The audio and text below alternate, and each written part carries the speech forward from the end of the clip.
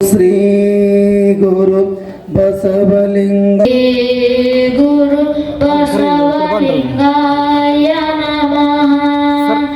ಓಂ ಶ್ರೀ ಗುರು ಬಸವಲಿಂಗಾಯ ನಮಃ. ಶ್ರೀ ಗುರು ಬಸವಲಿಂಗಾಯ ನಮಃ. ಓಂ ಶ್ರೀ ಗುರು ಬಸವಲಿಂಗ ಓಂ ಶ್ರೀ ಗುರು ಬಸವಲಿಂಗಾಯ ನಮಃ. ಶ್ರೀ ಗುರು ಬಸವಲಿಂಗಾಯ ನಮಃ. ದೀಕ್ಷಾ ಗುರುವೇ ಶಿಕ್ಷಾ ಗುರುವೇ ರಕ್ಷಾ ಗುರುವೇ ಸರ್ವಾಗಮೋಕ್ತ ಕಳಾ ಗುರುವೇ ಶಿವಯೋಗ ಧರ್ಮಾರ್ಥ ಭೋಗ ಗುರುವೇ ತ್ಯಾಗ ಗುರುವೇ ಸುಧೀ ಗುರುವೇ ವಾಚಾ ಗುರುವೇ ಭವರೋ ಹರ ಶರಣಾದೆ ಬಸವ ಮಹಾ ಗುರು ನಿಮಗೆ. ವಿಶ್ವಗುರು ಮಹಾಮಾನವತಾವಾದಿ ಬಸವಣ್ಣನವರನ್ನು ಹೃದಯ ಮಂದಿರದಲ್ಲಿ ಸ್ಮರಿಸುತ್ತಾ ಮಹಾಮಹಿಮರು ಇಲ್ಲ ಸವಳ ಕಡಿಮೆ ಹಂಗೆ ಶಬ್ದವಾದ ಬೇಡ. ಮಹಾಮಹಿಮರು ಬಯಲುಕಾಯಿ ಸಿದ್ಧರು ಶೂನ್ಯ ಪೀಠಾಧ್ಯಕ್ಷರು ಆದಂತಹ ಅಲ್ಲಮ ಪ್ರಭುದೇವರನ್ನು ಚಿನ್ಮಯ ಜ್ಞಾನಿ ಶ್ರೀಸ್ಥಳ ಚಕ್ರವರ್ತಿ ಚನ್ನಬಸವಣ್ಣನವರನ್ನು ಹೃದಯ ಮಂದಿರದಲ್ಲಿ ಸ್ಮರಿಸಿ ಈ ಪುಸ್ತಕದಂತಹ ಪುಸ್ತಕಗಳನ್ನು ಬರೆಯಲಿಕ್ಕೆ ಮತ್ತು ಬಸವಾನಂದ ಸ್ವಾಮೀಜಿ ಒಬ್ಬ ನಿಸರ್ಗ ಚಿಕಿತ್ಸಾ ತಜ್ಞರಾಗಿ ಬೆಳೆಯಲಿಕ್ಕೆ ಕಾರಣೀಭೂತವಾದದ್ದು ತೋಂಟದಾರ್ಯ ಮಠ ಮತ್ತು ಪರಮಪೂಜ್ಯ ಲಿಂಗೈಕ್ಯ ಜಗದ್ಗುರು ಡಾಕ್ಟರ್ ಸಿದ್ಧಲಿಂಗ ಮಹಾಸ್ವಾಮಿ ಅವರನ್ನ ಭಕ್ತಿಪೂರ್ವಕವಾಗಿ ಸ್ಮರಿಸಿ ಅವರ ಪ್ರತಿರೂಪವಾದಂತಹ ಈಗಿನ ಪರಮಪೂಜ್ಯ ಜಗದ್ಗುರು ಡಾಕ್ಟರ್ ಸಿದ್ಧರಾಮ ಮಹಾಸ್ವಾಮಿಗಳವರ ಪವಿತ್ರ ಚರಣಾರವಿಂದಗಳಲ್ಲಿ ಶರಣಗಳನ್ನು ಸಲ್ಲಿಸಿ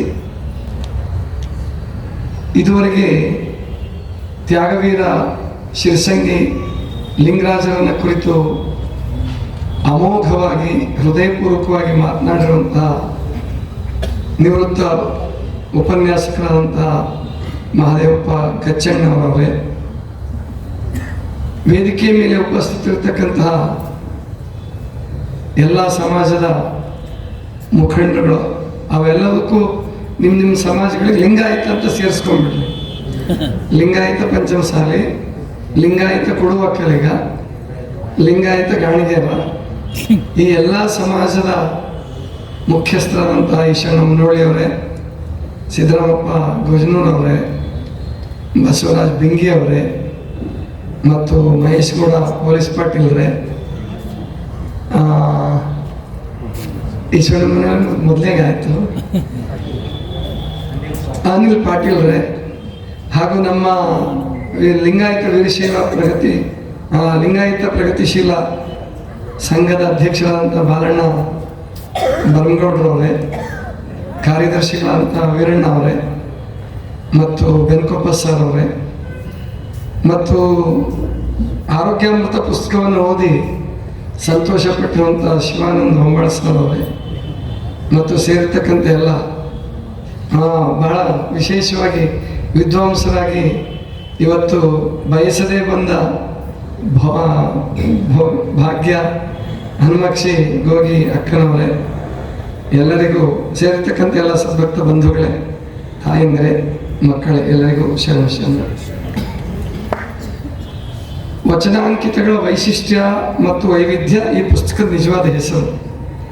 ಮೊದಲು ನಾನು ಬರೆಯೋದಕ್ಕೆ ಪ್ರಾರಂಭ ಮಾಡಿದಾಗ ಬರ್ತಾ ಬರ್ತಾ ಬರಿತಾ ಇದಕ್ಕೆ ಇಷ್ಟೇ ಹೆಸರಿಡಬಾರ್ದು, ವಚನ ಹೃದಯ ಅನ್ನೋದೇ ಮೇನ್ ಹೆಡ್ಡಿಂಗ್ ಆಗ್ಬೇಕಂತ ಹೇಳಿ ವಚನ ಹೃದಯ ಮೇನ್ ಹೆಡ್ಡಿಂಗ್ ಇರುತ್ತೆ. ವಚನಾಂಕಿತಗಳ ವೈಶಿಷ್ಟ್ಯ ಮತ್ತು ವೈವಿಧ್ಯ ಅನ್ನುವಂಥದ್ದು ವಿಸ್ತೃತ ರೂಪ ಆಗಿರುತ್ತೆ. ಇದಕ್ಕೆ ಯಾರ ಹತ್ರ ಆಶೀರ್ವಚನ ಬರೆಸ್ಬೇಕು ಅಂತ ಹೇಳಿ ನನ್ನ ಆತ್ಮೀಯರ ಜೊತೆಗೆ ಆಪ್ತರ ಜೊತೆಗೆ ಚರ್ಚೆ ಮಾಡಿದೆ. ಆವಾಗ 3 ಜನರ ಹೆಸರನ್ನ ನಾವೆಲ್ಲರೂ ಆತ್ಮೀಯರು, ನನ್ನ ಸಮೀಪದ ಬಂಧು ಬಳಗದವರು, ವಲಯದವರು, ಬಂಧು ಬಳಗ ಅಂದ್ರೆ ನೀವೇ ಭಕ್ತರು, ಎಲ್ಲರೂ ಚರ್ಚೆ ಮಾಡಿದಾಗ ಪರಮಪೂಜ್ಯ ಸುತ್ತೂರು ಶ್ರೀಗಳು, ಪರಮಪೂಜ್ಯ ಬಾಲ್ಕಿ ಶ್ರೀಗಳು ಮತ್ತು ಪರಮಪೂಜ್ಯ ಡಾಕ್ಟರ್ ಸಿದ್ದರಾಮ ಮಹಾಸ್ವಾಮಿಗಳು, ಇವರು 3 ಜನರ ಹೆಸರನ್ನ ನಾವು ಆಯ್ಕೆ ಮಾಡಿ ಅಂತಿಮಗೊಳಿಸಿ 3 ಜನರು ವಿನಂತಿ ಮಾಡ್ಕೊಂಡು ಕೂಡಲೇ 3 ಜನರು ಯಾವುದೇ ಮಾತನಾಡಲಾರದೆ ಮತ್ತು ತಮ್ಮ ಬಿಡುವಿಲ್ಲದ ಕಾರ್ಯದಲ್ಲಿ ಈ 3 ಜನ ನನ್ನ ಪಾಲಿಗೆ ಗುರು ಲಿಂಗ ಜಂಗಮ ಸ್ವರೂಪರಾಗಿ ಈ ಪುಸ್ತಕವನ್ನು ಆಶೀರ್ವದಿಸಿದ್ದಾರೆ. ಆ ತ್ರಿಮೂರ್ತಿಗಳ ಪಾದಕ್ಕೆ ನಾನು ನಿಮ್ಮೆಲ್ಲರ ಸಾಕ್ಷಿಯಾಗಿ ಅತ್ಯಂತ ಗೌರವಪೂರ್ವಕವಾಗಿ ಅವರಿಗೆ ಶರಣಗಳನ್ನು ಸಲ್ಲಿಸ್ತೀನಿ. ಆಮೇಲೆ ಮುನ್ನುಡಿ ಯಾರ ಹತ್ರ ಬರೆಸ್ಬೇಕು, ಯಾರ್ಯಾರ್ದೋ ಯೋಚನೆ ಮಾಡಿದೆ. ನಮ್ಮ ಹೇಮಕ್ಕ ಪಟ್ಟ ಅಂತ ಇದಕ್ಕೆ ಬೆನ್ನುಡಿ ಬರ್ತಾರೆ. ಹೇಮಕ್ಕ ಪಟ್ಟ ಅವರು ಹೇಳಿದರು, ಇದು ಲಿಂಗಾಯತ ಧರ್ಮವನ್ನು ಚೆನ್ನಾಗಿ ಅರ್ಥ ಮಾಡ್ಕೊಂಡಿರೋರ ಹತ್ರನೇ ಬರೆಸ್ಬೇಕು, ಇದನ್ನು ನೀವು ಯಾರ್ಯಾರಿಗೂ ಕೊಡಬೇಡಿ, ಹೆಸರು ನೋಡ್ಬಿಟ್ಟು ಕೊಡಬೇಡಿ ಅಂತ ಹೇಳೋದು. ಹಾಗೆ ವಿಚಾರ ಮಾಡುವಾಗ ನಾನು ಯೋಚನೆ ಮಾಡಿದ್ದೆ, ಗೌರವ ಚನ್ನಬಸಪ್ಪನವ್ರ ಹೆಸರು ನನಗೆ ಮನಸ್ಸಿಗೆ ಬಂದಿತ್ತು. ಆದರೆ ಅವ್ರ ವಯಸ್ಸಿನ ಕಾರಣದಿಂದ ಮತ್ತು ಅವರಿಗೆ ಬಿಡುವಿಲ್ಲದ ಕಾರಣದಿಂದ ಹೇಗೆ ಕೇಳಲಿ, ನನಗೆ ಕೇಳೋಕ್ಕೆ ಮುಜುಗರ ಆಗ್ತಾ ಇತ್ತು. ಆದರೆ ಆ ಸಂದರ್ಭದಲ್ಲಿ ಡಾಕ್ಟರ್ ಕೆ ಸಿದ್ದಪ್ಪನವರು ಅಂತೇಳಿ retired vice chancellor of Bengaluru university, ಮಾಜಿ ಕುಲಪತಿಗಳು ಡಾಕ್ಟರ್ ಕೆ ಸಿದ್ದಪ್ಪನವರು, ಇಲ್ಲ ನಾನು ಚನ್ನಬಸಪ್ಪನವ್ರ ಹತ್ರನೇ ಬರ್ಸೋಣ, ಅವ್ರಿಗೆ ಬರೀರಿ ಅಂತಂದೆ ನಾನು ಸಿದ್ದಪ್ಪನವ್ರಿಗೆ. ಇಲ್ಲ, ಚನ್ನಬಸಪ್ಪನವ್ರ ಹತ್ರ ನಾನು ಬರ್ಸ್ಕೊಡ್ತೀನಿ, ನನಗಿಂತ ಹೆಚ್ಚು ಓದ್ತಾರೆ ಅವರು ಅಂತ ಹೇಳಿ ಚನ್ನಬಸಪ್ಪನವ್ರ ಹತ್ರ ತೊಗೊಂಡೋಗಿ ಕೊಟ್ಟಾಗ ನಾನು ಭೇಟಿನೇ ಆಗಲಿಲ್ಲ. ಈ 4 ಜನರ ಪೈಕಿ ಅಪ್ಪಗಳಿಗೆ ಅಷ್ಟೇ ಭೇಟಿ ಆದೆ. ಅವರು ಧಾರವಾಡಕ್ಕೆ ಬರೋರಿದ್ದರು. ಹೋಗಲ್ಲಿ ಸಿದ್ದರಾಮೇಶ್ವರ ಸಲಹಾ ಕೇಂದ್ರದಲ್ಲಿ ಮಾರ್ಗದರ್ಶಿನಲ್ಲಿ ಭೇಟಿಯಾದೆ.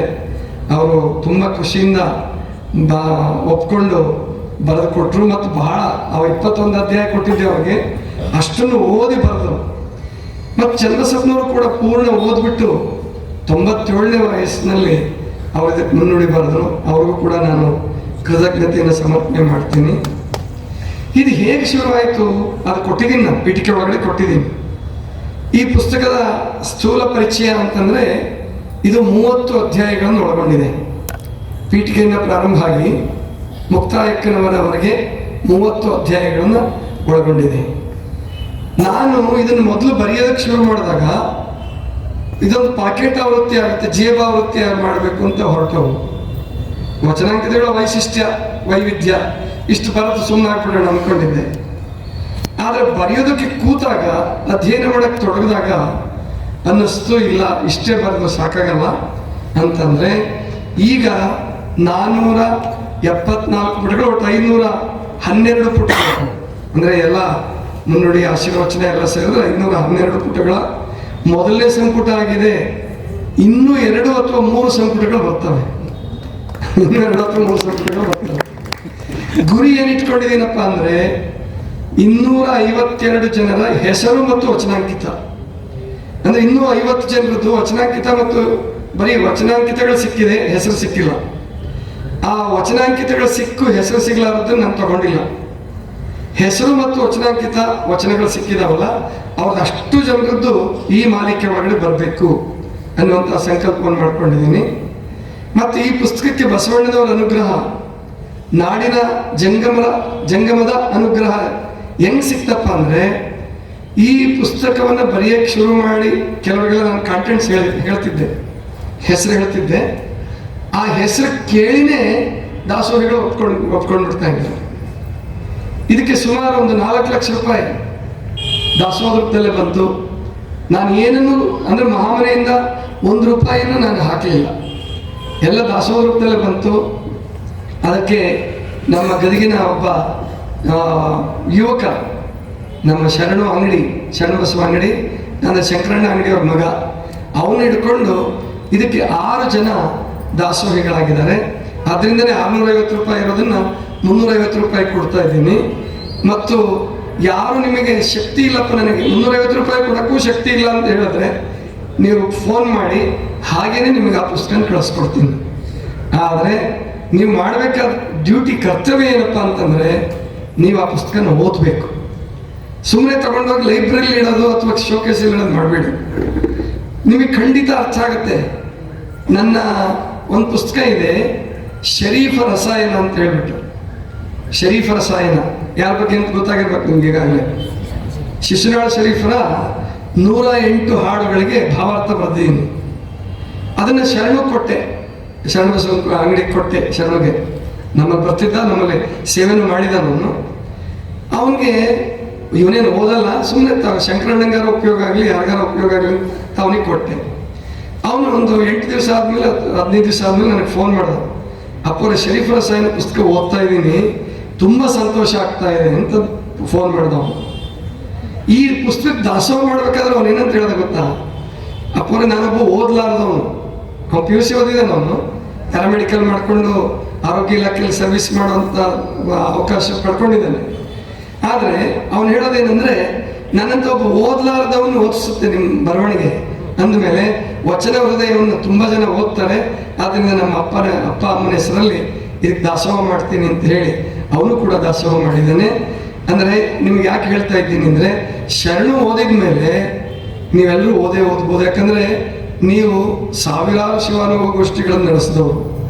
ಆದ್ದರಿಂದ ನೀವೆಲ್ಲರೂ ಖಂಡಿತ ಓದ್ತೀರಾ, ಆ ಪುಸ್ತಕ ತಗೊಳ್ತೀರಾ, ಆ ವಿಶ್ವಾಸ ನನಗಿದೆ. ಅದನ್ನು ನೀವೆಲ್ಲ ಮಾಡಿ ಅಂತ ತಿಳ್ಕೊಂಡು ಹೇಳ್ತಾ, ಇದ್ರ ವಿಷಯವನ್ನು ಬಹಳ ವಿಶಿಷ್ಟವಾಗಿದೆ. ಈಗ ಬೆನ್ಕೊಪ್ ಸರ್ ಹೇಳಿದ ಹಾಗೆ, ಮತ್ತು ಪೂಜ್ಯರು ಅದನ್ನು ಬರೆದಿದ್ದಾರೆ, ಪೂಜ್ಯ ಅಪ್ಪವರು ಅದರ ಬಗ್ಗೆ ಬರೆದಿದ್ದಾರೆ. ಏನಪ್ಪ ಅಂತಂದರೆ, 12ನೇ ಶತಮಾನದಿಂದ ಇಲ್ಲಿವರೆಗೆ ವಚನ ಸಾಹಿತ್ಯದ ಬಗ್ಗೆ ಸಾಕಷ್ಟು ಪುಸ್ತಕಗಳು ಬಂದಿವೆ. ಕನ್ನಡ ಸಾಹಿತ್ಯದಲ್ಲಿ ನಮ್ಮ ಡಾಕ್ಟರ್ ಗುಂಜಾಳ್ ಸರ್ ಹೇಳೋ ಹಾಗೆ, ಬಸವಣ್ಣನವ್ರ ಬಗ್ಗೆ ಬಂದಷ್ಟು ಸಾಹಿತ್ಯ ಕನ್ನಡ ಸಾಹಿತ್ಯದಲ್ಲಿ ಇನ್ಯಾರ ಬಗ್ಗೆನೂ ಬಂದಿಲ್ಲ. ಬಸವಣ್ಣವ್ರ ಒಬ್ಬರ ಬಗ್ಗೆನೇ ಅಷ್ಟು ಸಾಹಿತ್ಯ ಬಂದಿದೆ. ಇನ್ನು ಬಸವಣ್ಣವರು, ಪ್ರಭುದೇವರು, ಚನ್ನಬಸವಣ್ಣ, ಅಕ್ಕ ಮಹಾದೇವಿ, ಸಿದ್ದರಾಮೇಶ್ವರು ಎಲ್ಲರದ್ದು ಸೇರಿದ್ರೆ ಪ್ರಾಯಶಃ ಕನ್ನಡ ಸಾಹಿತ್ಯ ಇನ್ಯಾವ ಸಾಹಿತ್ಯ ಪ್ರಕಾರದಲ್ಲೂ ಅಷ್ಟು ಸಾಹಿತ್ಯ ಬಂದಿಲ್ಲ. ಅಷ್ಟು ಸಾಹಿತ್ಯ ಪ್ರಕಟ ಆಗಿದೆ. ಆದರೆ ವಚನಾಂಕಿತಗಳಿಗಾಗಿಯೇ ಮತ್ತು ವಚನ ಸಾಹಿತ್ಯವನ್ನು ವಿಶೇಷವಾಗಿ ಆಧಾರವಾಗಿಟ್ಕೊಂಡು ಬರೆದಂತಹ ಏಕೈಕ ಕೃತಿ ಅಂದರೆ ಈ ವಚನ ಹೃದಯ ಅನ್ನುವಂಥದ್ದನ್ನು ಪರಮ ಪೂಜ್ಯ ಸಿದ್ದರಾಮ ಶ್ರೀಗಳು ಅವರಿಗಾಗಲೇ ಅದನ್ನು ಬರೆದಿದ್ದಾರೆ, ಅದನ್ನು ನನಗೆ ಹೇಳಿದ್ದಾರೆ. ನೀವು ಓದಿದ್ರೆ ಅದನ್ನ ಖಂಡಿತ ಅದನ್ನ ಹೌದು ಅಂತ ನಿಮ್ಗೆ ಅನಿಸುತ್ತೆ. ಇದರ ಬೀಜಾಂಕುರ ಹೇಗಾಯಿತು ಅಂದರೆ, ನನಗೆ ತುಂಬ ದಿವಸದಿಂದ ವಿಚಾರ ಇತ್ತು. ಬೆಲ್ದಾಳ ಶರಣರದ್ದು ನಾನು ವಚನ ತತ್ವಾನುಭವ ಓದ್ದಾಗಿನಿಂದ, ಅಂದರೆ 97ನೇ ಇಸ್ವಿಯಲ್ಲಿ ಅದು ಬಿಡುಗಡೆ ಆಯಿತು. ಆವಾಗಿನಿಂದ ಪುಸ್ತಕಗಳನ್ನ ಓದಿಸ್ತಾ ಇದ್ದೆ, ಬೇರೆಯವ್ರ ಹತ್ರ ಓದಿಸ್ಬೇಕು ನಾನು. ಮತ್ತು ಕೆಲವು ವಿದ್ವಾಂಸರುಗಳ ಚರಿತ್ರೆ ಬರೆದಂಥ ಪ್ರಸಂಗಗಳನ್ನು ಓದ್ತಾ ಇದ್ದೆ. ಗಮನ ಕೊಟ್ಟು ಕೇಳಿಸ್ಕೊಳ್ಳಿ ಇದನ್ನು. ಎಲ್ಲರೂ ಸಾಮಾನ್ಯವಾಗಿ ಈ ಅಂಕಿತಗಳ ವಿಷಯ ಬಂದಾಗ ಅಲಕ್ಷ್ಯ ಮಾಡಿಬಿಡ್ತಾ ಇದ್ರು. ಇನ್ನೊಂದು ಮಾತು ಏನು ಬರೀತಿದ್ರು ಅಂದರೆ, ಬಸವಣ್ಣನವರ ಇಷ್ಟ ದೈವ ಕೂಡಲ ಸಂಗಮ ದೇವ, ಪ್ರಭುದೇವರ ಅಲ್ಲಮ ಪ್ರಭುಗಳ ಇಷ್ಟ ದೈವ ಗುಹೇಶ್ವರ, ಆ ಸಿದ್ದರಾಮೇಶ್ವರರ ಇಷ್ಟ ದೈವ ಕಪಿಲ ಸಿದ್ಧ ಮಲ್ಲಿಕಾರ್ಜುನ, ಅಕ್ಕ ಮಹಾದೇವರ ಇಷ್ಟ ದೈವ ಚನ್ನಮಲ್ಲಿಕಾರ್ಜುನ ಅಂತ ಹೇಳಿದಾಗ ನನಗೆ ಯಾಕೋ ತುಂಬ ನೋವು ಅನಿಸ್ತಾ ಇತ್ತು. ಮತ್ತು ಹೃದಯದಲ್ಲಿ ಬೇನೆ ನೋವಾಗ್ತಿತ್ತು ನನಗೆ. ಹೊಟ್ಟೆಲಿ ನೀವು ಕಾಲ ಕಲಿಸ್ದಂಗೆ ಆಗುತ್ತೆ ಅಂತಿರಲ್ಲ, ಅಷ್ಟನ್ನು ನೋವು ಅನುಭವಿಸ್ತಿದ್ದೆ ನಾನು. ಯಾಕೆಂದರೆ ಶರಣರಿಗೆ ಒಬ್ಬೊಬ್ಬರಿಗೆ ಒಂದೊಂದು ಇಷ್ಟ ದೈವ ಇರಬಾರ್ದು. ಆ ಥರ ಯಾರು ಕಲ್ಪಿಸ್ಕೋಬೇಡಿ. ಕೂಡಲ ಸಂಗಮ ದೇವ ಬೇರೆ, ಚನ್ನಮಲ್ಲಿಕಾರ್ಜುನ ಬೇರೆ, ಗುಹೇಶ್ವರ ಬೇರೆ ಅಂತ ಬಹಳ ಜನ ದೊಡ್ಡ ದೊಡ್ಡ ವಿದ್ವಾಂಸರುಗಳೇ ಡಾಕ್ಟರೇಟ್ ಪ್ರಶಸ್ತಿ ಅವಾರ್ಡ್ ಪಡ್ಕೊಂಡಂಥವ್ರೆ ಹಂಗೆ ಬರೆದ್ಬಿಟ್ಟಿದ್ದಾರೆ. ಅದು ನಿಜವಾಗಿ ವಚನ ಸಾಹಿತ್ಯವನ್ನು ಸರಿಯಾಗಿ ಅರ್ಥ ಮಾಡ್ಕೊಳ್ಳೋದಿದ್ರೆ ಆ ಥರ ಆಗುತ್ತೆ ಅಂತ ಅನಿಸುತ್ತೆ. ಶರಣರು ಎಲ್ಲರೂ ಇಷ್ಟಲಿಂಗಧಾರಿಗಳೇ. ಅಲ್ಲಮ ಪ್ರಭುಗಳಿಗೆ, ಸಿದ್ದರಾಮೇಶ್ವರಿಗೆ ಇಷ್ಟಲಿಂಗದ ಅಗತ್ಯ ಇರಲಿಲ್ಲ ನಿಜವಾಗಿ. ಅಲ್ಲಮ ಪ್ರಭುಗಳು ಅನಿಮಿಷಯ್ಯನವ್ರ ಹತ್ರ ಬಂದು ಲಿಂಗ ಧಾರಣೆ ಮಾಡ್ಕೊಳ್ಳೋ ಹೊತ್ತಿಗೆ, ಇಷ್ಟಲಿಂಗ ತೆಗೆದುಕೊಳ್ಳೋ ಹೊತ್ತಿಗೆ ಆಗಾಗಲೇ ಬಯಲುಕಾಯಿ ಸಿದ್ಧರಾಗ್ಬಿಟ್ಟಿದ್ರು. ಹಿಮಾಲಯದಲ್ಲಿ ಇದ್ದಂಥ ಎಲ್ಲ ಯೋಗ ಪದ್ಧತಿಗಳನ್ನ ಸಾಧಿಸಿ ಮೀರಿ ನಿಂತಿದ್ರು ಅಲ್ಲಮ ಪ್ರಭುಗಳು. ಆದರೂ ಕೂಡ ಇಷ್ಟಲಿಂಗವನ್ನು ಬಿಡಲಿಲ್ಲ, ಅವರು ದೀಕ್ಷಾ ಗುರುವನ್ನು ಬಿಡಲಿಲ್ಲ. ಇದನ್ನು ನಾವು ಗಮನಿಸಬೇಕು. ಸಿದ್ದರಾಮೇಶ್ವರರು ಅಷ್ಟೊತ್ತಿಗೆ ಸಿದ್ಧರಾಗ್ಬಿಟ್ಟಿದ್ರು. ಎಂತಹ ಸಿದ್ಧರಾಗಿದ್ರು ಅಂದ್ರೆ ಪ್ರತಿನಿತ್ಯ 2 ಸಾರಿ ಪೂಜೆ ಮಾಡುವಾಗಲೂ ತಮ್ಮ ಪ್ರಾಣ ಶಕ್ತಿಯನ್ನ, ಕುಂಡಲಿನಿ ಶಕ್ತಿಯನ್ನ ಸಹಸ್ರಾರ ಚಕ್ರದ ಮಟ್ಟಕ್ಕೆ ಏರಿಸಿ ಸಮಾಧಿ ಸ್ಥಿತಿಯನ್ನು ಹೊಂದಿ ಮತ್ತು ಕೆಳಗಡೆ ಇಳಿದು ಬರ್ತಾ ಇದ್ರು. ಅದನ್ನೇ ಸಾಂಕೇತಿಕವಾಗಿ ರಾಘವಾಂಕ 2 ಸಾರಿ ಕೈಲಾಸಕ್ಕೆ ಹೋಗಿ ಬರ್ತಿದ್ರು, 2 ಸಾರಿ ಕೈಲಾಸಕ್ಕೆ ಹೋಗಿ ಬರ್ತಿದ್ರು ಅಂತ ಬಂದಿದ್ದಾರೆ ಪುರಾಣದಲ್ಲಿ. ಕೈಲಾಸಕ್ಕೆ ಹೋಗಿ ಬರೋದಂದ್ರೆ ಅಲ್ಲಿ ಹಿಮಾಲಯದಲ್ಲಿರ್ತಕ್ಕಂಥ ಭೌತಿಕ ಕೈಲಾಸ ಪರ್ವತ ಅಲ್ಲ. ಸಹಸ್ರಾರ ಚಕ್ರಕ್ಕೆ ನಾವು ಒಂದು ಜನ್ಮದಲ್ಲಿ ನಾವು ಏರಕ್ಕಾಗಲ್ಲ. ನಮ್ಮ ಹತ್ರ 10 ಜನ್ಮ ಬೇಕಾಗ್ಬೋದು. ಅದನ್ನ ದಿವಸದಲ್ಲಿ 2 ಸಾರಿ ಮಾಡ್ತಿದ್ರು ಸಿದ್ದರಾಮೇಶ್ವರರು. ಅಂಥವರು ಕೂಡ ಹೇಳ್ತಾರೆ, ಕಪಿಲ ಸಿದ್ಧ ಮಲ್ಲಿಕಾರ್ಜುನ ಶಿವನಿಗೆ ಹೇಳ್ತಾರೆ, ಶಿವ, ನಾನು ಇಷ್ಟು ದಿವಸ ನಿನ್ನ ಪೂಜೆ ಮಾಡಿದ್ದೀನಪ್ಪ, ಇನ್ನು ಮೇಲೆ ನಾನು ನಿನ್ನ ಪೂಜೆಗೆ ಒಳ್ಳೆ ಸ್ಥಾವರಲಿಂಗ ಪೂಜೆ ಬಗ್ಗೆ ಹೇಳ್ತಾರ ಅವರು. ಇನ್ನು ನಿನ್ನ ಪೂಜೆಗೆ ಯಾರು ಕರ್ಸ್ಕೊಳ್ಳುವಂತವನಾಗಪ್ಪ, ನಾನಿನ್ನು ನಿನ್ನ ಪೂಜೆ ಮಾಡಲ್ಲ, ಇಷ್ಟಲಿಂಗ ಪೂಜೆನೇ ಮಾಡೋದು, ಇಷ್ಟಲಿಂಗ ಯೋಗನೇ ಶಿವಯೋಗನೇ ಮಾಡೋದು ಅಂತ ತಿಳ್ಕೊಂಡು ಅಂಥ ಪರಿವರ್ತನೆಯನ್ನು 50 ವರ್ಷದ ಮೇಲಾಗಿತ್ತು ಸಿದ್ದರಾಮೇಶ್ವರರಿಗೆ. ಅಂಥ ಪರಿವರ್ತನೆಯನ್ನು ಮಾಡಿಕೊಂಡವ್ರಿಗೆ ನಿನ್ನ ಇಷ್ಟದೈವ ಕಪಿಲ ಸಿದ್ಧ ಮಲ್ಲಿಕಾರ್ಜುನ ಅಂದ್ರೆ ಸಿದ್ದರಾಮೇಶ್ವರರಿಗೆ ಎಷ್ಟು ನೋವಾಗಬಹುದು. ಆದ್ರಿಂದ ಇಷ್ಟಲಿಂಗ ಅನ್ನುವಂಥದ್ದು ಒಬ್ಬೊಬ್ಬರು ಬೇರೆ ಬೇರೆ ದರ್ಶಿದರು, ನಾವು ಬೇರೆ ಬೇರೆ ಕಂಡರೂ ಕೂಡ ಮಹಾಲಿಂಗದ ಕುರುಹು ಅದು. ಈಗ ಬಲ್ಬ್ ಇದಾವೆ, ಇಲ್ಲಿ ನನ್ನ ಕಣ್ಣಿಗೆ ಇಲ್ಲೊಂದು ಬಲ್ಬ್ ಕಾಣಿಸ್ತದೆ, ಅಲ್ಲೊಂದು ಬಲ್ಬ್ ಕಾಣಿಸ್ತಾ ಇದೆ, ಒಂಚೂರು ಬೆಳಕು ಕಾಣಿಸುತ್ತೆ ಎಡಗಣ್ಣಲ್ಲಿ. ಈ ಬಲ್ಬಲ್ಲಿ ಬಲ್ಬ್ ಬೇರೆ ಬೇರೆ ಇರ್ಬೋದು ಇವು, ಆದರೆ ಇದ್ರೊಳಗಡೆ ಹರಿತಾ ಇರ್ತಕ್ಕಂಥ ಕರೆಂಟ್ ಇದೆಯಲ್ಲ, ಎಲೆಕ್ಟ್ರಿಸಿಟಿ ಇದೆಯಲ್ಲ, ಅದು ಬೇರೆ ಬೇರೆ ಅಲ್ಲ, ಅದು ಒಂದೇ. ಹಾಗೆ ಇಷ್ಟಲಿಂಗ ಎಲ್ಲರ ಕೈಯಲ್ಲೂ ಬೇರೆ ಬೇರೆ ಇರ್ಬೋದು ನೋಡೋದು ಮೇಲ್ನೋಟಕ್ಕೆ, ಅದರ ಒಳಗಡೆ ಅದರಲ್ಲಿ ಇರ್ತಕ್ಕಂಥ ಚಿತ್ಕಳೆ ಅದು ಮಹಾಲಿಂಗದ ಕಳೆ. ಅದು ಆ ಮಹಾಲಿಂಗದ ಕುರುಹಾಗಿ ಇಷ್ಟಲಿಂಗವನ್ನು ಬಳಸಿದ್ರು ಶರಣರು. ಆ ಇಷ್ಟಲಿಂಗದ ಹೆಸರೇ ಅಂಕಿತ, ವಚನಾಂಕಿತ. ಇನ್ನೊಂದು ವಿಷಯ ನಿಮ್ಮ ಗಮನಕ್ಕಿರಲಿ, 1ನೇ ಅಧ್ಯಾಯ ವಚನಾಂಕಿತ, 2ನೇ ಅಧ್ಯಾಯ 1ನೇ ಅಧ್ಯಾಯ ಪೀಠಿಕೆ, 2ನೇ ಅಧ್ಯಾಯ ವಚನಾಂಕಿತಗಳ ಐತಿಹಾಸಿಕ ವಿವೇಚನೆ. ಇದನ್ನ ಯಾರು ಗುರುತಿಸಿಲ್ಲ. ಪ್ರಾಯಶಃ ದೊಡ್ಡ ದೊಡ್ಡ ವಿದ್ವಾಂಸರು, ದೊಡ್ಡ ದೊಡ್ಡ ಗುರುಗಳು ಏನು ವಚನಾಂಕಿತಗಳ ಬಗ್ಗೆ ವಿಚಾರ ಮಾಡಿದ್ದಾರೆ, ಅವ್ರು ಯಾರು ಈ ವಿಷಯವನ್ನು ಬರೆದಿಲ್ಲ. ಏನಪ್ಪಾ ಅಂದ್ರೆ ಇಡೀ ಜಗತ್ತಿನಲ್ಲಿ, ಕರ್ನಾಟಕದಲ್ಲಿ ಅಷ್ಟೇ ಅಲ್ಲ, ಇಡೀ ಜಗತ್ತಿನಲ್ಲಿ, ಭಾರತ ದೇಶದಲ್ಲಿ ಅಷ್ಟೇ ಅಲ್ಲ, ಏಷ್ಯಾ ಖಂಡದಲ್ಲಿ ಅಷ್ಟೇ ಅಲ್ಲ, ಇಡೀ ಜಗತ್ತಿನಲ್ಲಿ ತಮ್ಮ ರಚನೆಗಳಿಗೆ ಅಂಕಿತಗಳನ್ನು ಇಟ್ಕೊಳ್ಬೇಕು ಅಂತೇಳಿ ವಿಚಾರ ಮಾಡಿದ್ದು ಮೊಟ್ಟ ಮೊದಲು ಶರಣರೇ, ಬಸವಾದಿ ಪಂಥರೇ. ಅದು ಬಸವಣ್ಣನವರ ಮಹಾಮನೆ ಒಳಗೆ ಇನ್ನೂ ಅನುಭವ ಮಂಟಪ ಆಗಿರಲಿಲ್ಲ. ಅವಾಗ ಮಂಗಳವಾಡದಲ್ಲಿದ್ದಾಗ 6 ವರ್ಷಗಳ ಕಾಲ ಮತ್ತು ಕಲ್ಯಾಣದಲ್ಲಿ ಬಂದ ಪ್ರಾರಂಭ ಅವಸ್ಥೆಯಲ್ಲಿ ಈ ನಮ್ಮ ರಚನೆಗಳಿಗೆ ಅಂಕಿತಗಳನ್ನ ಇಟ್ಕೊಳ್ಬೇಕು, ಹೆಸರುಗಳನ್ನ ಇಟ್ಕೋಬೇಕು, ಹೇಗೆ ಇಟ್ಕೋಬೇಕು ಅಂತ ಚರ್ಚೆ ಮಾಡಿ, ಚಿಂತನೆ ಮಾಡಿ ಅಂಕಿತಗಳನ್ನ ಇಟ್ಕೊಂಡವರು ಮೊಟ್ಟ ಮೊದಲು ಶರಣರು. ತಮಿಳಿನಲ್ಲಿಲ್ಲ, ಸಂಸ್ಕೃತದಲ್ಲಿಲ್ಲ, ಅದಕ್ಕೆ ಆಧಾರ ಕೊಟ್ಟಿದ್ದೀನಿ ನಿಮಗೆ. ವೇದ ಉಪನಿಷತ್ತುಗಳಲ್ಲಿ ಅಂಕಿತಗಳಿಲ್ಲ, ನಿಮಗೆಲ್ಲ ಗೊತ್ತಿದೆ. ಈಶಾವಾಸ್ಯಮಿದಂ ಸರ್ವಂ ಯತ್ಕಿಂಚ ಜಗತ್ಯಾಂ ಜಗತ್ ತೇನ ತ್ಯಕ್ತೇನ ಮುಂಜೀತಾಃ ಮಾಗೃದಃ ಕಸ್ಯ ಸ್ವಿಧನಂ. ಯಾವುದ್ರದ್ದು ಶ್ಲೋಕ? ಈಶಾವಾಸ್ಯ ಉಪನಿಷತ್ತಿನ. ಈಶಾವಾಸ್ಯ ಉಪನಿಷತ್ತು ಅತ್ಯಂತ ಶ್ರೇಷ್ಠವಾದ ಉಪನಿಷತ್ತು.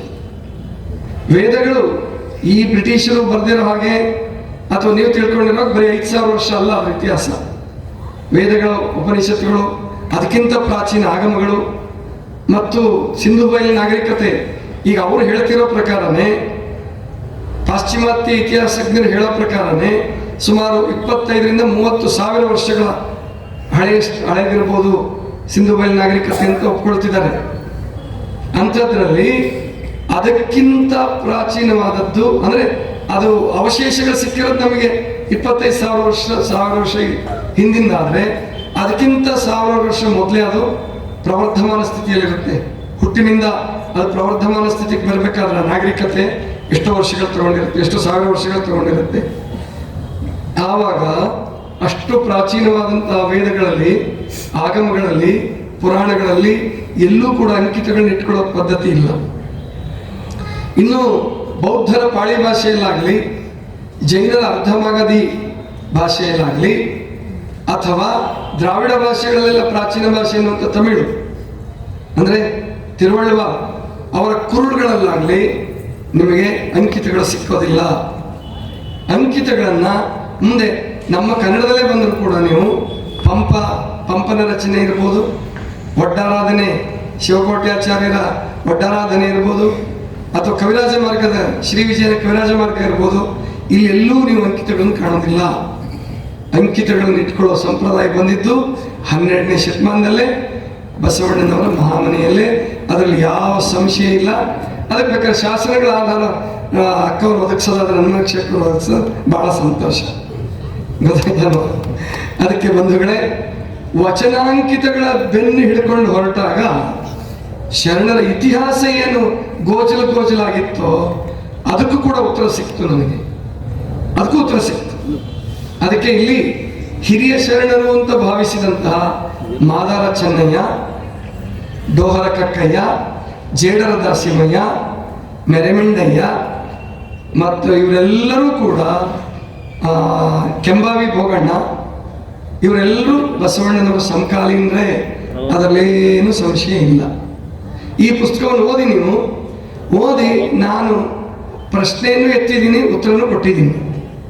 ನಾನು ಆಡ್ತಕ್ಕಂಥ ಮಾತುಗಳಿಗೆ ಸುಮ್ಮನೆ ಕಪೋಲ ಕಲ್ಪಿತವಾಗಿ ನಾನು ಬರೆದಿಲ್ಲ, ಅಥವಾ ಸಂಶಯಾಸ್ಪದವಾಗಿ ಇರಬಹುದು ಅಥವಾ ಇರ್ಲಿಕ್ಕಿಲ್ಲ ಹಂಗೆ ಬರೆದಿಲ್ಲ.